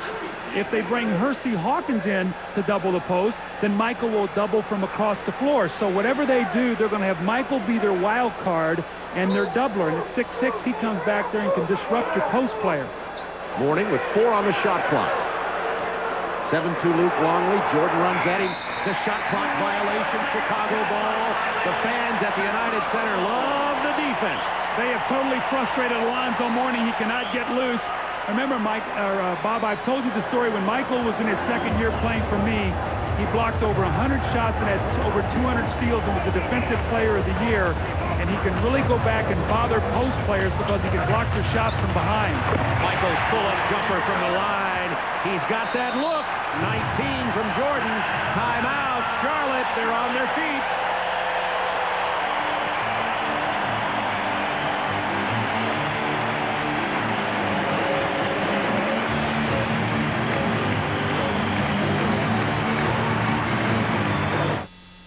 The NBA playoffs on TNT are brought to you by Chevrolet, the cars and trucks 36 million people depend on every day. And by Dutch Boy Paint. Give your home the lasting look of Dutch Boy.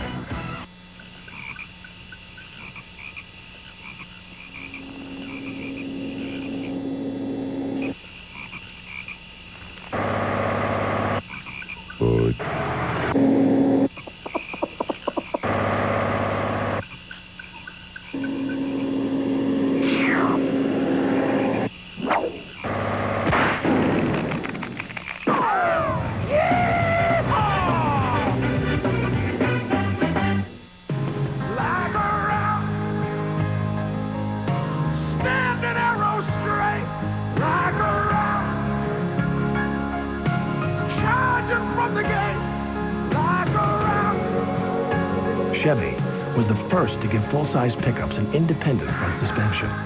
Because the last thing we want to do is spill this guy's coffee.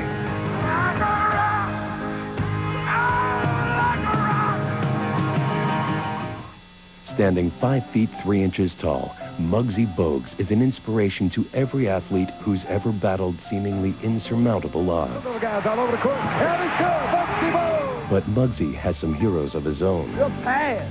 He looks up to a special group of athletes who show their courage and determination every day. Come see these sports heroes in the Special Olympics 1995 World Games this summer in Connecticut. Chicago up 58-44 on a 17-4 run, Doug. Bob, let me show you what's happened. When Muggsy Bogues is going to be the guy that throws the ball in the post, watch Michael Jordan. See, he can cover out, and he can come back and double team. Now, we'll stop it right here. Pippen will take first pass out, and then Michael will recover. So they're swarming with their two best defensive perimeter players, and Alonzo Mourning has no room at all to operate. Johnny Bach, now the defensive coach for Charlotte, used to call them when he was at Chicago the Dobermans. Well named. 9:06 to go, third quarter, 58-44 Chicago on the verge of blowing this thing open. Michael! Oh, baby! What did I say about him not being able to finish? Going left with the dunk, and Charlotte have better get the intensity up right now, or Chicago's going to run him out of the building. Chicago on a 19-4 run. Mourning, once again bothered by Jordan, but he gets the hook to fall. That's only his second field goal. Mourning 2 of 7. Kukoc with a jam! Charlotte's defense in the middle, non-existent on that play. Well, what's happened is Mourning is playing in the post. Kukoc is guarding Larry Johnson, and then Mourning is trying to get to Kukoc in a cross match. They cannot get back soon enough, and the Bulls are breaking. Kukoc hasn't missed tonight. He is 6 out of 6, and the Bulls have a 62-46 lead. Doug, Charlotte trailed 41-40 with 3:23 left in the second quarter. Since then, Chicago on a 21-4 run. When we talk about how teams end quarters and start halves, and right now that has been the downfall of the Charlotte Hornets. They just have not passed Chicago's intensity right. Oh my goodness! The Croatian sensation has 15. Still has yet to miss. Timeout, Charlotte.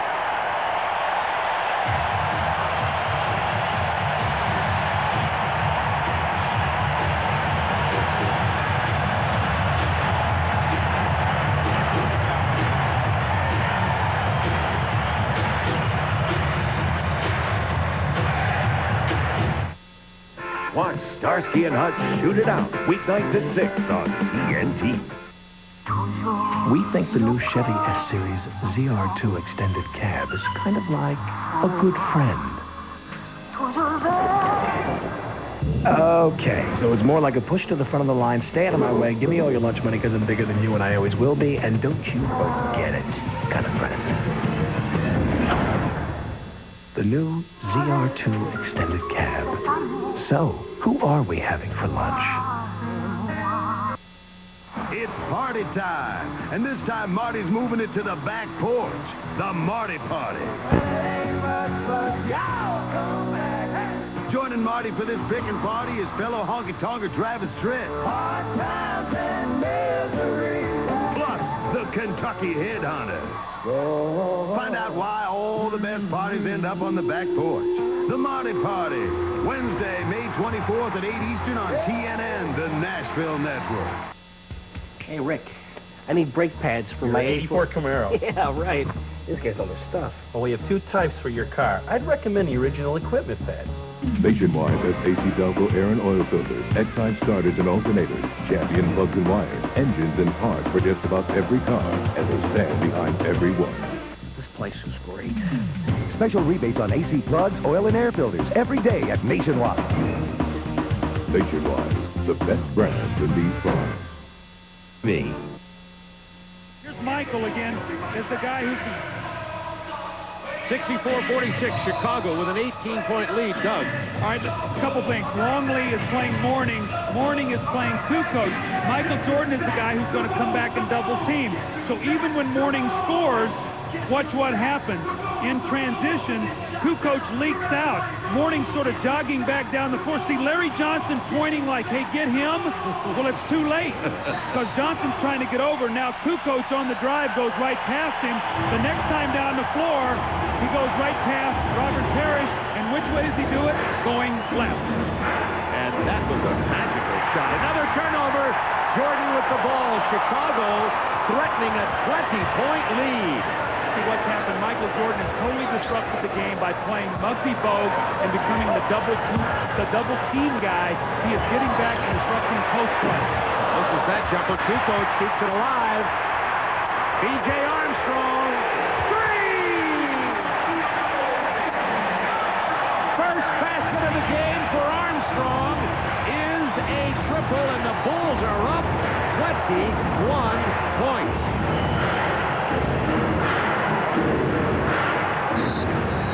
Jordan practically ignoring Bogues. Well, he's going to give him that shot. Now, the question is, does Alan Bristow take a chance on taking Bogues out of the game and coming in with Curry and Hawkins as his backcourt and go big with Morning, Parrish, and Johnson? This is not working, and they've really taken Muggsy Bogues completely out of the game. Chicago's outscored Charlotte 17-4 this quarter. Kukoc with a reverse at one fall. Mercy. Morning can't move his feet out on the perimeter as quickly as Tony Kukoc, and the problem is now when you go in the post, he's played against by Longley, and Michael Jordan is swarming him when he catches the basketball, so Morning is getting double and triple teamed. Robert Parrish over Pippen. Robert Parrish gets the points to go down, and that's the first Charlotte field goal in a while. Talk about adjustments. These are the kind of adjustments that coaches make to see what will work and what won't. And in Game 2, Phil Jackson did not like the matchup. He's made a little bit of a change here, and it's worked to perfection for his team. Now Charlotte's got a counter. So he goes left once again, and he attacks Morning, and Morning gets his 4th foul. That's a bad matchup for Morning. He goes too quick. 4 on Morning. He'll have to go to the bench now, and Kenny Gaddison comes into the ball game. And as Kukoc shoots his free throws, it'll give us an opportunity to take a look at the Chevy scoreboard as the playoffs get underway. Here in 1995, round 1, East and the West. How about L.A. upsetting Seattle last night? Seattle with their backs to the wall. You look at the numbers of Kukoc. He had been averaging 13 a game and was only shooting 39%. And tonight, he's only missed once and has 16. What about the headlines in one of the Chicago papers today? It was like, what about Michael Jordan supporting the fans? Well, tonight it's been very supportive. Michael with a very quiet 19, picking and choosing his spots, and the rest of the team, particularly Tony Kukoc, having a big game on offense. Offensive foul on Muggsy Bogues, moving screen. Now we're going to give you the Chevy scores. Are we going to be saying congratulations to the Indiana Pacers for moving into the second round? Well, they had a substantial lead late in the ball game, but we're going to make you wait. This is tantalizing, I know. Don't go get the Coca-Cola. This is not fair. This is not fair.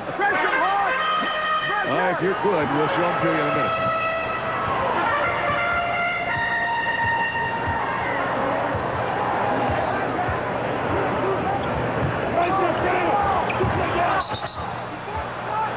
Jordan hit the jumper. You can see he's feeling it, but waved it off.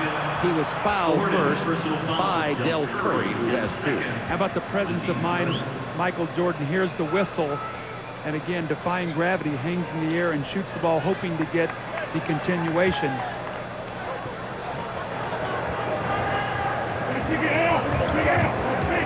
5:53 to go in the third quarter. 21-point lead for the Bulls. Longley. They're running a clinic right now. It's like whoever scores, whoever wants the ball, Charlotte can't stop them. Now they're going to Larry Johnson to let him try to create their offense against Kukoc. But again, Michael Jordan will be the disruptor. We can see they've gone to the big guards that I talked about. Hawkins, Curry into the game, letting Larry Johnson handle the basketball, because they've got to find something that they can take into game 4 that they feel it will work, because right now Chicago has them right where they want them in terms of what they want to do defensively against this big lineup. Del Curry, 3 will help them get back in. Del Curry and Hersey Hawkins can really shoot it, as you well know. There's an offensive threat there. Jordan missing the finger roll, kept alive, run down by B.J. Armstrong. Loose balls, offensive rebounds, all going to Chicago tonight. 5:10 to go in the third quarter. They isolate Pippen on Robert Parrish. Seems like Chicago's got a mismatch right now. Every time you look up somewhere, now you got Kukoc against Gaddison. Kukoc with the scramble. 5 minutes to go in the quarter. And Larry Johnson again now will be that what you call that point forward position. He will create from the top against Tony Kukoc, try to free Curry and Hawkins off screen. 10 on the shot clock. Chicago defense extending. Gaddison pitching to Larry Johnson. First points of this half. Larry had 18 at the half, 20 in the game now. And 18 points. Look at the difference in rebounding, Doug. Chicago 27 to 12 for Charlotte. It's not a tough game to figure out. Turnovers, rebounds, free throws. You win the battle of those three statistics most often, unless the team just shoots lights out against you, you're going to win the game.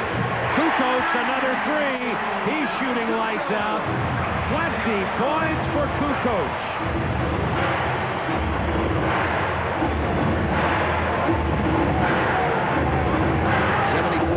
Pulls back by 21. Jordan with the steal. Look out, has Pippen. Oh, baby, look out. We saw this 3 years ago and 4 years ago at the old Chicago Stadium. Well, what's happened now with the big lineup, Chicago's extending their pressure. So whatever Charlotte's doing, Chicago's trying to counter it. They're not going to let them get into a half-court game. Michael Jordan with the great steal against Hersey Hawkins. He just comes in from behind. And Scottie Pippen out ahead of the pack. Scottie's been very quiet offensively tonight, although he has a lot of assists. 8 assists on the ball game. So Scottie's doing whatever's necessary. That's the one thing I love about Scottie Pippen. His ego never gets into the way of, do I need to score points or whatever? I just need to bring to this team on a particular line. It might be defense. It might be rebounding. He's a total team player. Here's another steal. Kukoc tried to knock it loose. Hawkins will pull up and miss the 3. Pippen for the rebound. Kept it alive. First, the loose ball foul on Charlotte. Gaddison with a foul. What is that? His 5th? Yes. Hawkins is only 1 of 4 shooting the ball, and Gaddison picked up quick fouls when he came in, and that's his 4th, Doug. Remember we talked in the opening how important Hersey Hawkins would be to this team, because his ability to make perimeter shots, to keep Michael active, to make him work on both ends. 1 for 4 tonight. Charlotte can't win this series unless he can put up, mid-double figure points. They need 15, 17 points from him, or they will not be able to beat Chicago.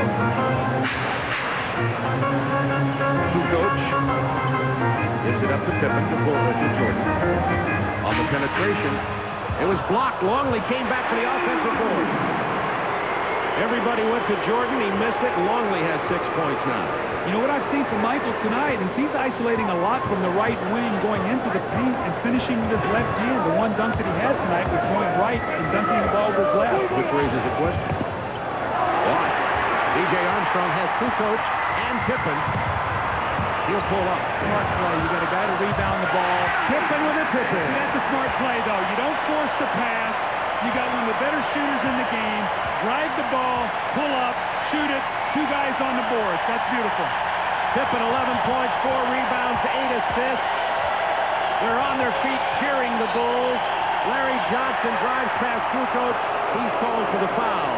And speaking of Kukoc, he has a new career playoff high in points tonight. Tony Kukoc with 20 points. We have 2.5 minutes left in the third quarter. Bulls defense has been sensational tonight. They've been quicker, they've been more aggressive, and more importantly, they changed their matchups to turn Michael Jordan loose, and he's created all kinds of havoc defensively against the post players. Jordan getting a rest now as Myers checks in. There's the double team. Mooney is fouled on the drop. Picks up the personal, and that's 4 on Longley. Last time Longley got in foul trouble, Purdue came in and threw in 8 quick points. You know, sometimes when you change your lineup, you never know how it's going to work. Longley didn't get it going tonight, although he frustrated Alonzo Mourning early in the game, and Will Purdue came in and had 8 quick points. So that's why you go to your bench, and that's why you have a bench, especially with the 3 big guys, so where you can throw 3 different looks. Winnington, the jump shooter, Purdue, the offensive rebounder, Luke Longley, the low post center. Timeout on the floor with 2:15 to go in the third quarter, and the Bulls by 26.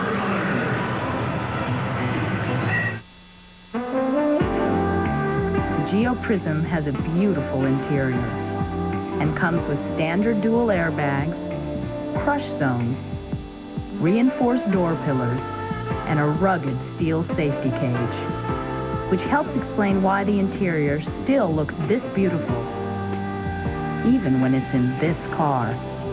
Call 1-800-GET-TO-KNOW and get to know the new GeoPrism.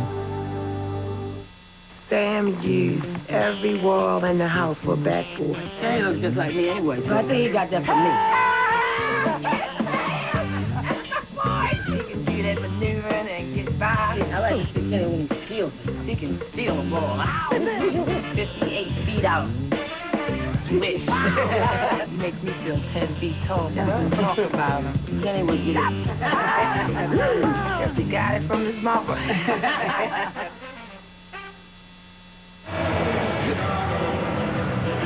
They're singing with the Bulls Brothers, Sweet Home Chicago. That's what everybody's thinking here tonight.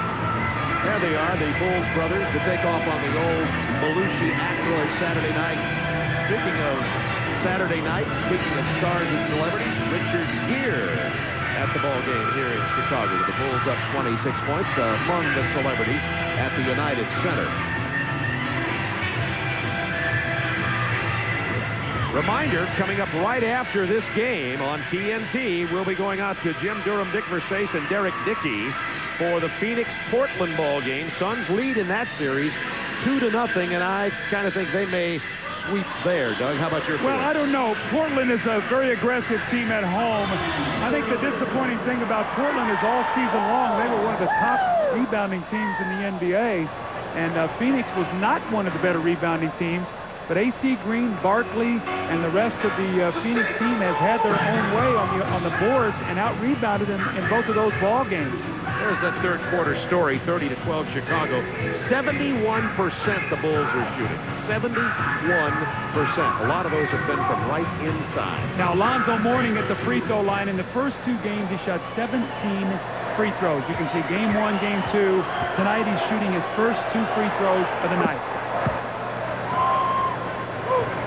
80-55 Chicago. Full court pressure from Charlotte. Can they dig out of a 25-point hole at the United Center? I think what you do right now, if you're Alan Bristol, you try to just probe around to find out, can we find something that we like that we can take in maybe game 4 to get the Bulls more prepared for it.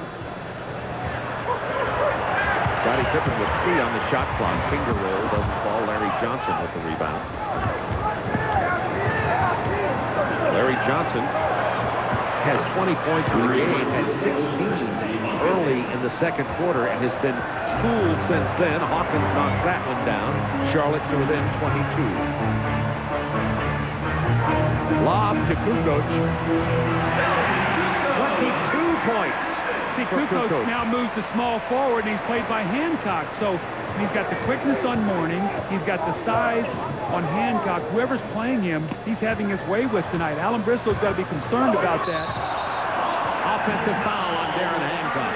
Wave off the basket.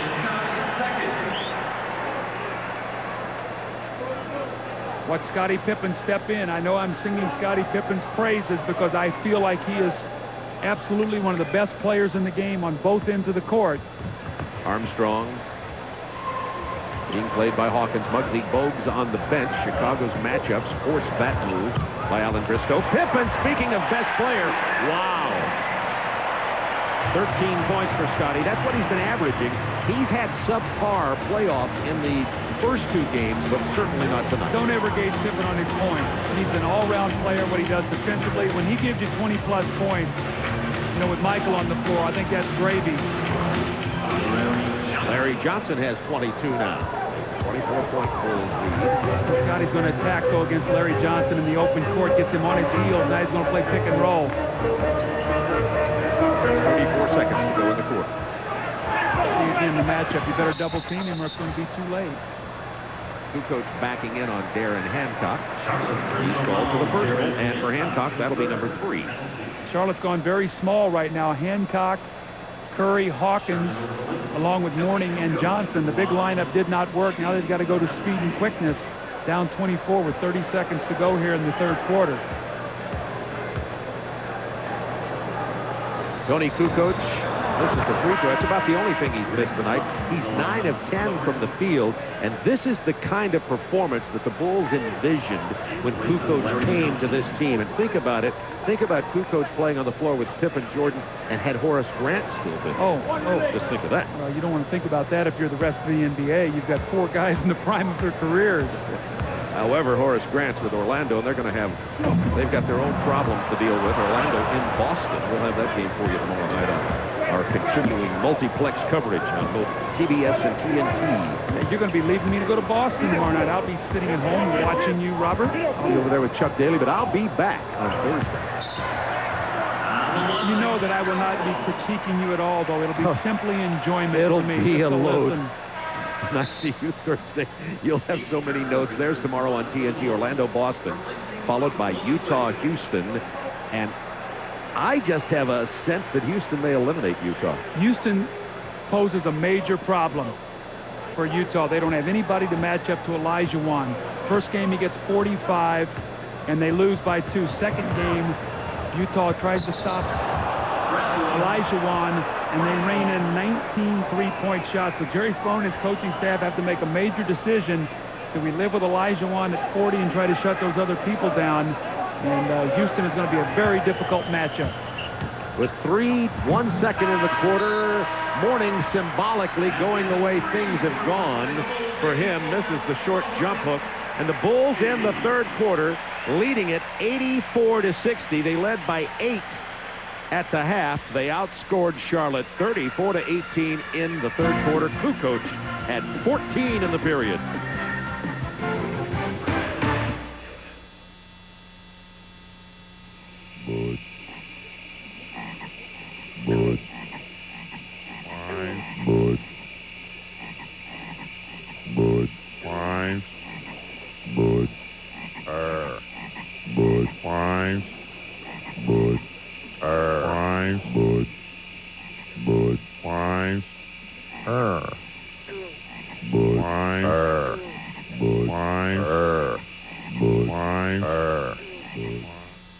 There's a place where UV rays beat down so mercilessly they're nearly twice as intense as the sun's.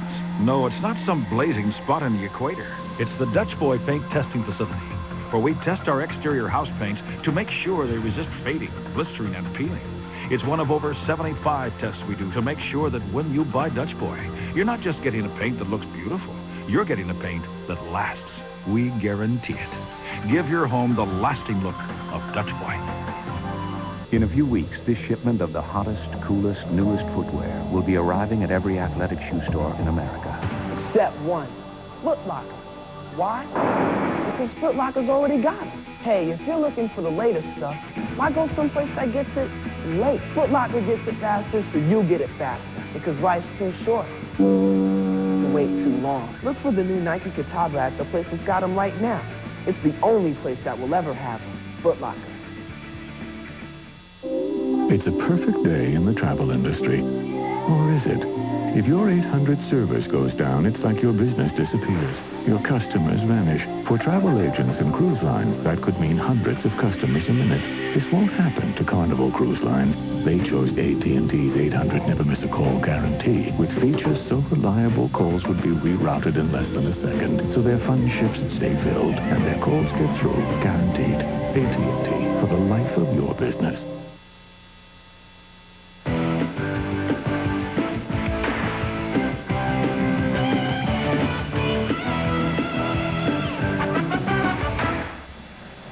You're looking at Michael Jordan's restaurant. They're going to have to change the number there at the front. By the way, I hope they're holding a table for 8 for Doug Collins and party after the ball game. And I hope you bring your credit card. I will. People say you have short arms and deep pockets. I don't know. Yes, they do, and they're right. Look, you saw the scoring by quarters. Charlotte's graph going down, Chicago's graph going up. Well, look at this. All right, turnovers tonight. They already have more in 3 quarters than they've averaged in this series. Look at the free throw attempts, down to 11, and offensive rebounds. So, I mean, Chicago, in those 3 statistics that the big men dominated tonight, have just wiped that completely out. Alan Bristow is going to have a lot of thinking to do between now and Thursday night. Tony Kukoc almost throws it away. Saved by Pete Myers to Kerr. Blocked by Kenny Gaddison. Out of bounds with 1 second on the shot clock for the Bulls. Kenny Gaddison said in the newspaper, the Bulls better wear flak jackets the way I'm going to play. And he came in here defensively in the first half and had 3 quick fouls. Well, and Charlotte better put some wings on their feet the way the Bulls play tonight. So this has been a game that has been absolutely totally dominated by the Chicago Bulls since about the 2.5-minute mark in the second quarter. You know, I would have thought that Chicago's quickness, particularly with their 3 of Kukoc and Jordan and Pippen, would have beaten that big man lineup anyway, but it certainly didn't look like that early. Well, what happened? They controlled the pace of the game, Bob, and the Bulls have changed their matchup. They have totally turned Michael loose defensively and Pippen. And that's what adjustments are all about. You've got to decide where can we move people around. And B.J. Armstrong at 6'3", and Kerr at 6'3", both have the size to play against Del Curry and Hersey Hawkins. You notice that Sutton is in at the point now. They're going to probably, with this game virtually out of hand, that's an offensive foul. It's on Gaddison, and that's 5. With this game out of hand from Charlotte's point of view, they'll probably rest Muggsy Bogues. And Muggsy had a problem with the matchups tonight. Gaddison, black jacket, Gaddison. With 5 fouls in 8 minutes. I mean, and Alonzo has just had a nightmare of a night. And again, very rarely will you ever see Alonzo Mourning have this kind of game, but you got to give the Bulls a lot of credit. Jordan from Purdue misses the little pull-up jumper. Michael, by the way, in case you dial in late, has 21 points. He has been a twirling dervish, however, on defense. The Jordan contribution tonight, as Doug has pointed out regularly in the first half, is when they were able to double Jordan off of Bogues, slide down on Mourning. Pippen would slide in for the double coverage, and it was too much for Charlotte. Yeah, and what's happened, you think it was 41-40 at some point in the second quarter, and since that point in time, the Bulls have outscored them 43-20. That's the dominance we've seen over the last few minutes. Sutton open for the jumper. It doesn't fall. Hancock with the rebound. Purdue takes that away. You know, a couple guys we should talk about too, Bob. Scotty Burrell, who was a major part of this team, out with an injury. You know, he's the guy that could have given some shooting, maybe given him a little size against a Pippen or a Kukoc. And Michael Adams not being able to play tonight, had leg problems. He did not play in game 1. They lost. He gave him some minutes in game 2. Unavailable tonight, and they missed him. That was a nice-looking series of passes until Purdue fumbled the ball, 84-60, 10:22 to go in the ball game. We've seen it, though. Ask Orlando. They wallop Boston by, what, 47? Yeah. And then come back and lose. So you can't go by one game. Well, points don't carry over. I mean, you know, they don't. You know, you don't carry them over. And so you wipe the game clean. We already saw the amount of turnaround that we saw in game 2. I mean, the Cleveland and New York. We saw Houston and Utah. We saw Seattle and Los Angeles. Yeah. I mean, and it goes on and on. Orlando with a 54-point turnaround. Excuse me, Boston with a 54-point turnaround. back to Boston Garden. You know, they played the last regular season game there, but the Celtic ghosts seem not to want to let the building go away as their team remains in the playoffs, tied at 1 with Orlando. And we have a timeout on the floor. 9:45 to go in the game. 84-60, Chicago.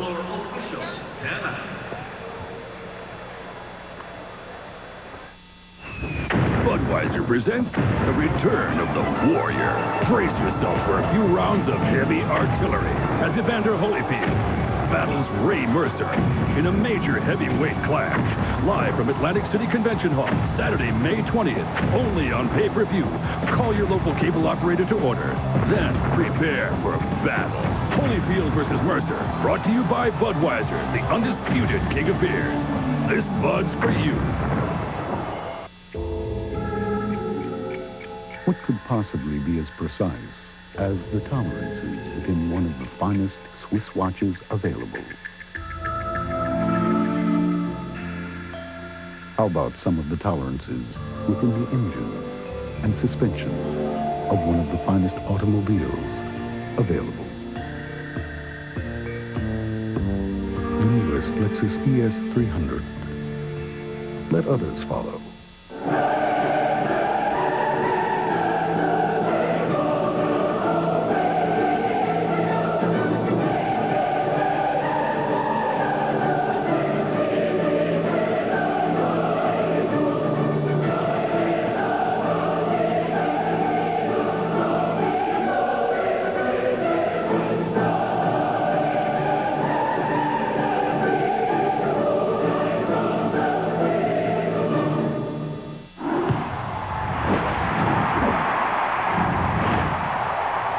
Tonight's Dutch boy in the paint. And it's been a pain in the paint for Morning. 6 points, 5 rebounds, 6 turnovers, and the Bulls' three-headed centers of Longley, Purdue, and Winnington have really done a number tonight. And the offensive rebound. Again, if you're going to go big, you got to pound the boards, you got to get to the free throw line, you got to limit turnovers, so you keep the game in the half court. Charlotte was not able to do that tonight. Chicago quicker to the ball and more emotionally involved. Let's be very honest, Bob. When it comes to this stage of the game, you cannot take the night off emotionally, and it's been a very emotionless, passive game for the Charlotte Hornets. They are going to have to come in here on Thursday night realizing if they don't bring it all, their season is over. 18th Hornets turnover. That one caused by a 3-second lane violation. Bulls by 24. Michael Jordan with 21 points tonight. Hancock finds the open man. It's Pippen. He loses it. Purdue kicks it out. Back to Jordan with 6 on the shot clock. 3-second lane violation against Chicago. Chicago content really to run clock here with their 24-point lead, even though there's 9 minutes to go. And you see Jordan is still matched up with Bogues. Really the only bright spot tonight for Charlotte has been the play of Larry Johnson. He had a big first half, but he's been quiet in second. Michael Jordan just spinning past Hancock, leaving Hancock flopping on the floor. Jordan lays it in, and he'll go to the line for a three-point opportunity. Again, Michael Jordan going to the basket with his left hand. We have seen this all night long. Look at him. He comes, he's going to shake it right, pull it back, and now the finish with the left hand. And this is the greatness of Michael Jordan. You get to the basket, and he can play with either hand around the basket. He can finish. He gets the foul. You know, I talked to Grant Hill earlier in the week, and he told me, he said, you know, the one thing he didn't realize is how strong Michael Jordan is. And one of the things he learned by playing against him is how much stronger that he has to get to be able to take that kind of punishment to finish. Purdue defending Morning, kicking it back out. Here's Bogues, 10 on the shot clock. Muggsy penetrating. Purdue with the rebound. Muggsy only 2 of 9 tonight. There's an interesting shot. Bullet pass inside.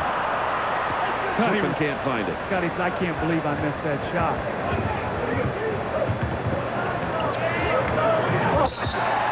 Morning is fouled. He has been swarmed all night long.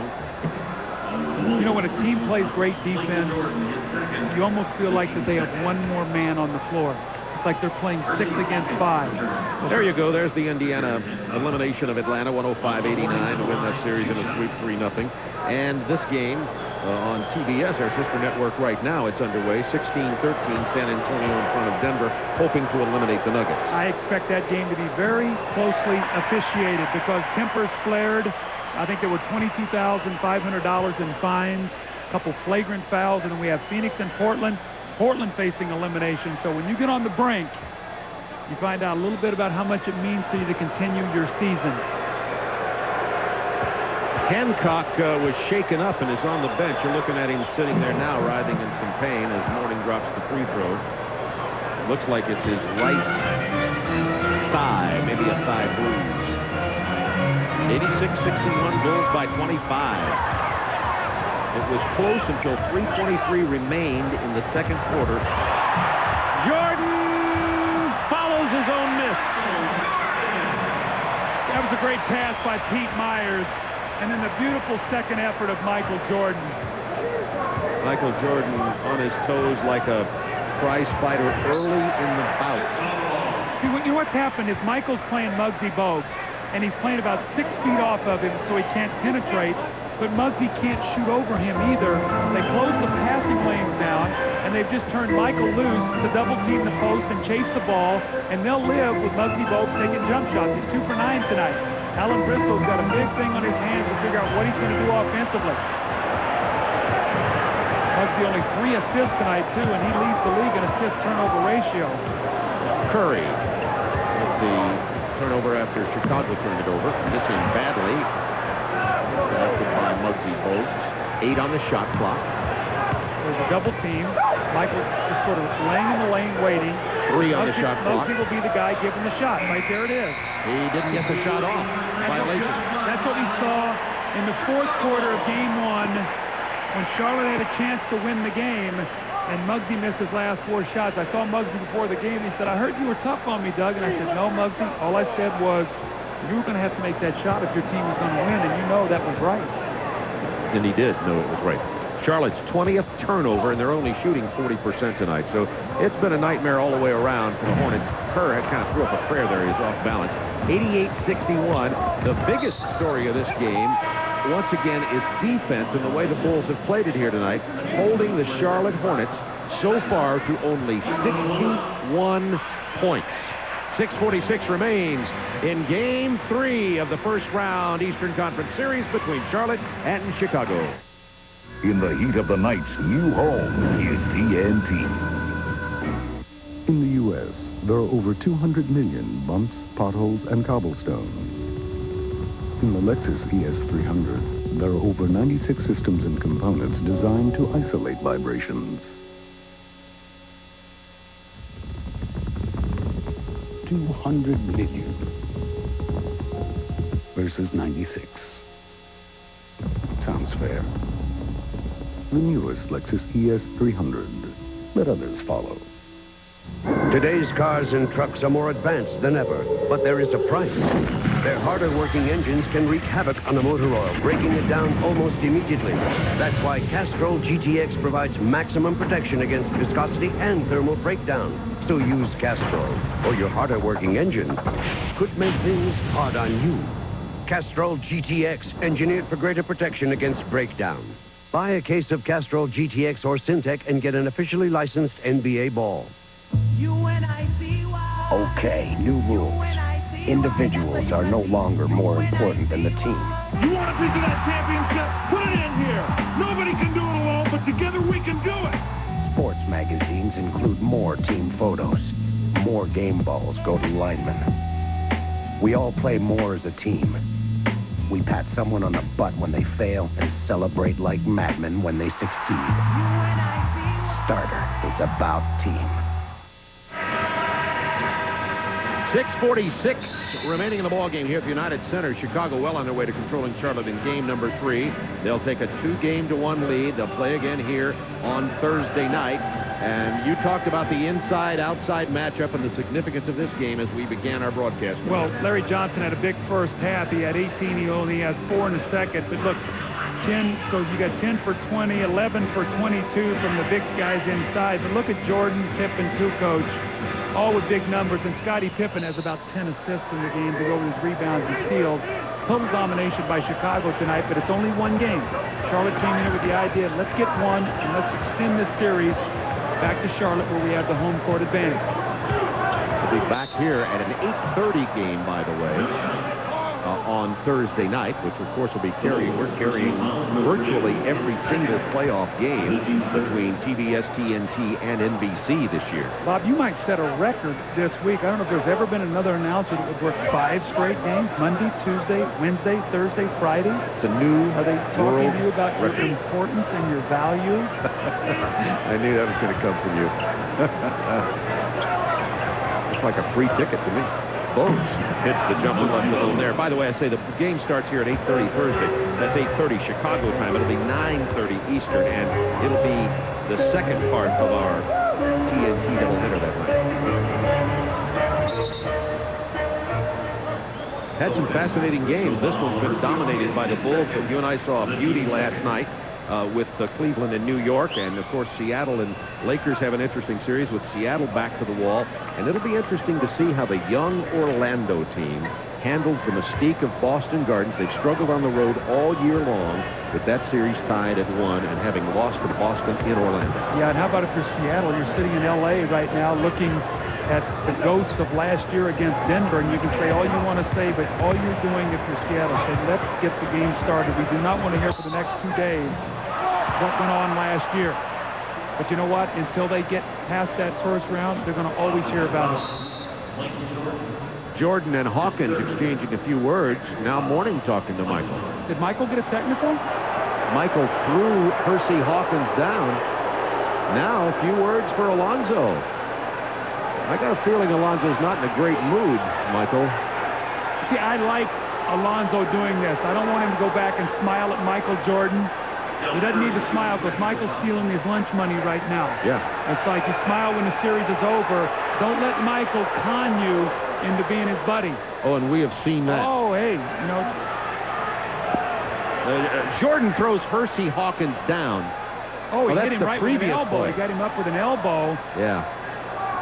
See, Michael, people don't realize Michael's vicious competitor in that post. He's not going to give anything. He'll crack you upside the head before anybody in this league. I'm not saying dirty by any stretch of imagination, but you got to be ready to take some punishment against him. This is a reaction by Hersey Hawkins, and he takes it out on Steve Kerr. Kerr says, whoa. It's called displaced anger, Bob. I like that, displaced anger. And flopping by Steve Kerr. He gets the Emmy. Now, Siskel and Ebert, that would give that 2 thumbs down. Absolutely. So would Collins and Neal. Now a technical foul on Hawkins, who's still angry. There's Siskel. Give us the thumbs up or down there, King. Hey, Michael looked over at me and winked. I know him like a book. I'm telling you, he is absolutely... Look at him talking to Alonzo right now, too. And he's got the Hornets talking to themselves. Oh, yeah. You know what? He's that guy that makes you a little tougher than you are by yourself. You know, we've told the story so many times. It was in the great column by Bob Verdi today, by the way, the Chicago Tribune, about you returning to coaching. Congratulations on that. I know you must have felt good about what he had to say. Well-respected columnist here. Oh, it was nice. You know, it was nice also, too, Bob, to the people in Chicago. They've been so great to me here. I'm going to miss them, but I tell you what, in Detroit, I want to beat them. Myers with the jam. Interestingly, Doug, a fellow who is out hawking tickets on our way here to the United Center stops and yells into our cab and says, "Hey, Mr. Collins, welcome back. We'll be competing again." I know that. It doesn't take long, and you know Detroit and Chicago goes back a long time. Michael with the Charlotte turnover. 5 minutes to go in this game. Will Perdue kicks it to Kerr for a long 3. See, I'm really surprised right now that the starters are still in the game. You have Mourning, Scotty, Michael. Jordan missed the 3, but first a 3-second lane violation. Yeah, you would think that we would be seeing some substitutions here from... well, here comes Michael right now out of the ball game. Because you know what happens in a game like this? You lose a little bit of your edge. And that's when you have to be very careful that you don't play a step behind. We hear the cheers for Michael Jordan. Michael Jordan with 25 points tonight. Only a minor indication of his contribution in the game. 6 rebounds and 4 steals. but his double-team defense on Morning, and you've got to give Phil Jackson credit for using those matchups around in the Charlotte big lineup. That's what really turned the ball game. That's why you love to have a versatile team. You love to have a Pippen, a Jordan, these guys who can play different positions defensively. Scotty played Muggsy Bogues for a while. Michael played him for a while. And what that does is that shakes up what you want to do offensively. You have to enter the ball different places, and it takes you out of your rhythm. Now as a coach, again, Alan Bristow's got to go back with his staff. He's got to look at the film. This is only one game, but he's got to be concerned, how do we penetrate this Chicago defense? We only have 66 points tonight. Pippen fills up all the columns tonight. 13 points, 5 rebounds, 9 assists, 1 block, 2 steals. And Doug, tell me the truth. You're already thinking about how you're going to play these Bulls with your Detroit Pistons. Oh, I'm going to be very honest with you. Since I've decided to get back into it, every game I watch, I think, how am I going to stop these people? Your mind does not shut off. Larry Johnson got away with an elbow. Gets the shot up. Morning can't get the shot off. Clippers are flaring. Morning smiling, though. He knows that this is not the time to... See, I think if I'm Alan Bristow, I know he wants... I know what he's thinking. I need to get Alonzo a good feeling about finishing this game. But the thing you have to be concerned about is, number one, you don't want him to turn an ankle when you're down 26 points and 4 to go. Or more importantly, you don't want him to get upset and maybe throw an elbow at somebody or take a punch at somebody to where you could get suspended for another game. And I'm not saying Alonzo would do that, but you've already seen some little byplay here at the end of this game, and you got to be very, very careful. We saw that in the San Antonio-Denver game, and that game got out of whack the other day. You see the story over there in the face of Darren Hancock, who's in some pain, by the way. He has an ice pack on his right thigh. So Alonzo Mourning, 2 for 9 from field goals, 9 points, 7 rebounds, 1 block, 6 turnovers, and a very difficult outing for Alonzo Mourning.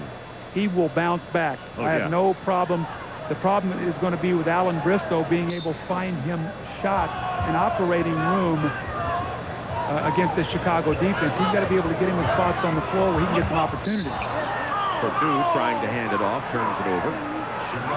Yeah, it's actually knocked out of bounds by Charlotte. It'll be Chicago ball. 92-68, 4:15 to go. Scottie Pippen. And here's the schedule for the series. Game 4, Thursday at Chicago, which we'll have for you on TNT at approximately 9:30 Eastern time. And then Game 5, should they need it, would be Sunday back in Charlotte. Bob, what is your thoughts about that Orlando-Boston series? You think Orlando's going to be able to win that series, or can Boston close them out at home? I'll tell you what, I think there will be a lot said.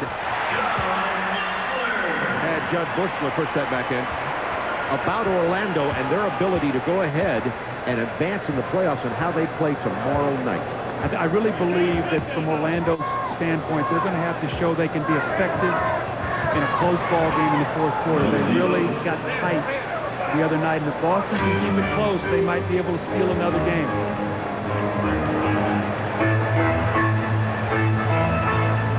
Chuck Daly will work with me on that ball game tomorrow. Now, Chuck will have every restaurant wired for you. You won't have to pay for anything in Boston. He's probably already there tonight scouting it out for you. He's supposed to be. Purdue kicks it to Myers with 2 on the shot clock. That's a 2. Pete stepped on the line. 3:11 to go in this ball game. Mourning staying in there, and Purdue got his hands out on Mourning. See, Alonzo got a technical. Yeah. And that's what I'm talking about. Allen, get him out of the game right now. See, Will Purdue gave him a little shot in the back, and Alonzo Mourning's not going to step away from that. He's too competitive. Right. I wouldn't want to be dealing with Alonzo.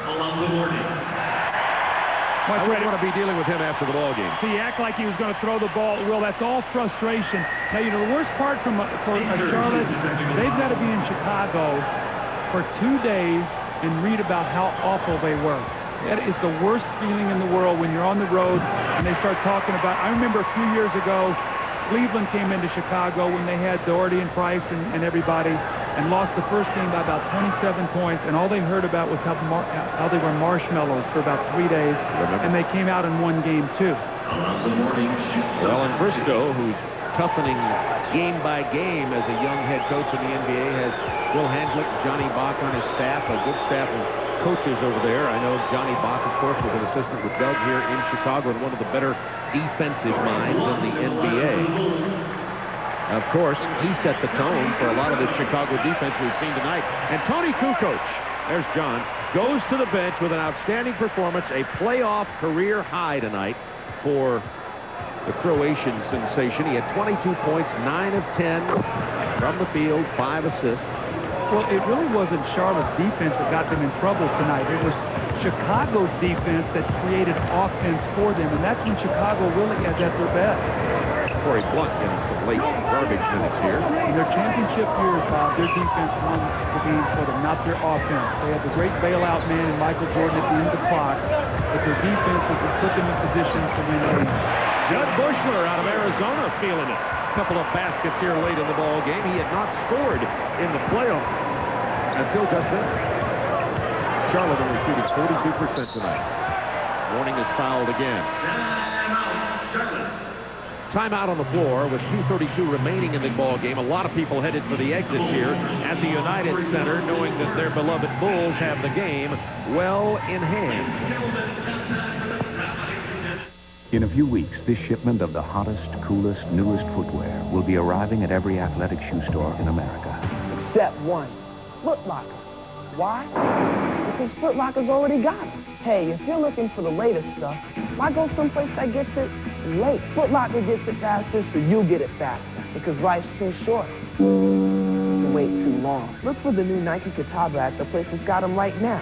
It's the only place that will ever have them. Foot Locker. I think the biggest difference between our dealership and any other dealership is the simple fact that our people have been here and will be here when you have a problem.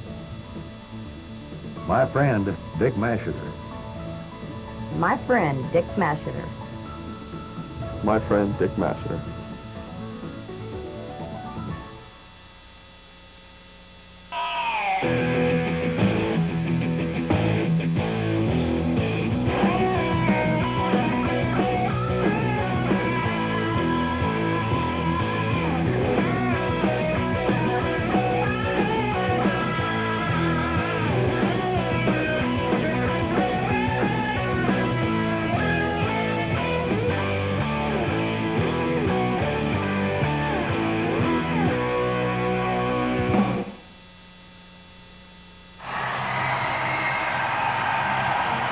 Bulls have it well in hand with a 27-point lead. Doug, Craig Sager just came over and checked some numbers for us and told us this. At 39-37, the score, Jordan was switched on Bogues defensively. Since then, Chicago outscored Charlotte 60-35. Well, it was a difference. There's no doubt about that. Now, again, it's the job of the Charlotte coaches to try to get together and find a way to free up Alonzo and Larry Johnson so they can work. It might be that Alonzo has to go out on the perimeter and look to be able to shoot some jump shots just to get himself involved in the game. You don't want him living out there. But when he goes with his back to the basket and Michael is playing on Muggsy, he's going to sink back in his passing lane, or they're going to put Pippen and run him back there, and they're going to force Muggsy and David Wingate to make shots. It's going to be probably a lengthy coaching meeting for Charlotte after this ball game to decide what they want to try to do for the game on Thursday. Alan Briscoe said he wanted to go to Alonzo Mourning early, wanted to get him more involved in the game early. Did that, the big lineup. But the Phil Jackson move, as I say, with 39-37, to get Jordan on Bogues, which allowed him to double down, really made a difference. Well, you know what? Do you think that Mike Fratello felt worse last night after the game than Alan Briscoe did tonight? Oh, good question. Yes, he felt worse. Mike Fratello did because he had an upset stomach. And because he had a chance to win it at the buzzer. That's right. Those close losses just eat you alive. This game right here, you know, you can say they kicked us, let's come back. But those close games, as a coach, you beat yourself up at what maybe you could have done to steal 2 more points. For Cleveland last night, how about the missed free throws late in the ball game, the Mark Price turnover? You know, you go back and you look and you go, boy, if that hadn't happened, that's what the coaches do all night, right? That's right. It's an 83-point game, and you say, where could we have stolen maybe 2 more possessions? 174 Bulls here, 2:13 to go. Coming up right after this one, we're going out to the West Coast for Phoenix and Portland, with Phoenix leading that series 2-0. It's being played in Portland tonight. 2 minutes to play the ball game. Jim Durham, Dick Versace will have that for you. Corey Blunt handing off to Steve Kerr. Hornets ball. The place will be virtually empty by the time everybody, you know, we're going to lose our reservation at Michael Jordan's restaurant. Well, everybody's headed over there already. The only good thing about that is that the highways will be clear by the time we leave. Good point. Gaddison hits the jumper. This is just garbage minute. 1:39 left to play out the string here before these two teams will tee it up again at 9:30 Eastern Time on TNT on Thursday, the second part of our doubleheader that night. Indiana eliminated Atlanta tonight, 105-89. San Antonio and Denver, with San Antonio hoping to eliminate the Nuggets, are tied at 31. That game early in the second quarter. Bob, I think there was a stat. I can't remember. I'm just going to struggle here with it, but I think so many of the past defending champions, part of their success was that they always swept the first round best of 5. Yeah. Because the last champions usually have always won that best of 5 in a sweep.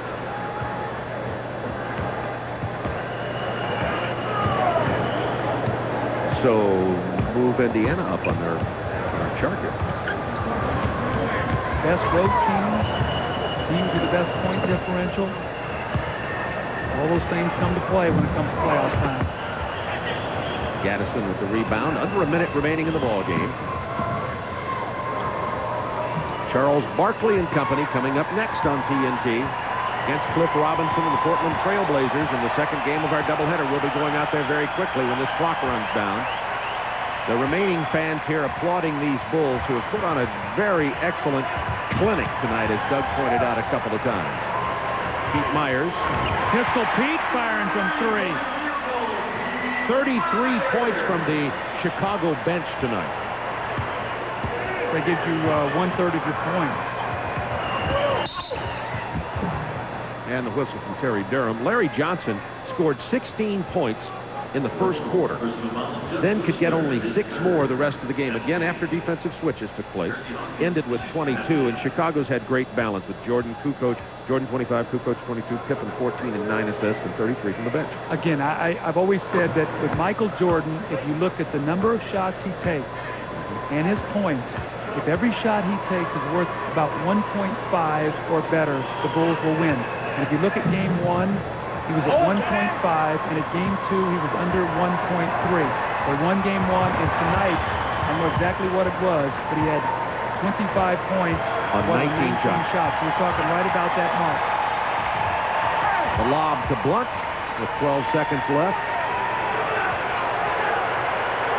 Crowd begging for Bushler to shoot it. Corey Blunt will. And that'll end the ball game. Final, Chicago 103. Charlotte 80. The Bulls reestablish their dominance in this series and take a 2-1 lead. That's a big comeback coming right off of a 17-point loss at Charlotte. They'll play again at 9:30 Eastern Time on TNT on Thursday night. Our Budweiser player of the game, Tony Kukoc, who had a career playoff high of 22 tonight, 9 of 10 from the floor, and Michael Jordan, Doug, said Tony Kukoc is my personal project. I wouldn't mind having Michael Jordan as a teacher, and I'm sure Tony's very happy. A little bit like what Magic Johnson did with Vlade Divac when they played together on the Lakers. Let's find out how he feels. Tony Kukoc with Craig Sager right now. Well, Bob, Michael Jordan was never critical of his teammates, but he did say he needed some help, and as you mentioned, he did get it from Tony tonight. Tony, what did Michael tell you before this game, or how'd you get more involved? I said to him that I'm going to be much more active in the last game, that I'm going to have a better game. I didn't have much better game in the first half playing defense against Larry Johnson, but in the second half, I think I played a pretty good defensively and offensively. Doug Collins mentioned when Alonzo was guarding you, you have the quickness. When Hancock or somebody else hurt Hawkins, you have the height advantage. Do you feel that it's a mismatch that the Bulls should take advantage of in Game 4, too? Oh, I think I should stay active in a game. even if MJ and Pip and BJ is in the game, I mean, I have to stay active and help them in the both ways, especially offensively. The score was 39-37 when Michael started guarding Muggsy Bogues. What was that defensive strategy, and how did that change the game? I guess he went to help. He could help much more guarding the Muggsy Bogues because he's not a big threat offensively. He can score a couple shots, but we can live with that. Well, great game. Thank you. Go back to Bob and Doug. Thanks, Craig. The Croatian sensation. Congratulations, Tony, too. His English getting to be pretty darn good.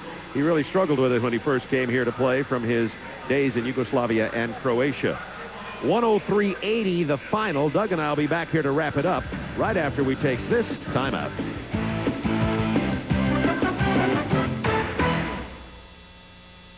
I thought I was smart.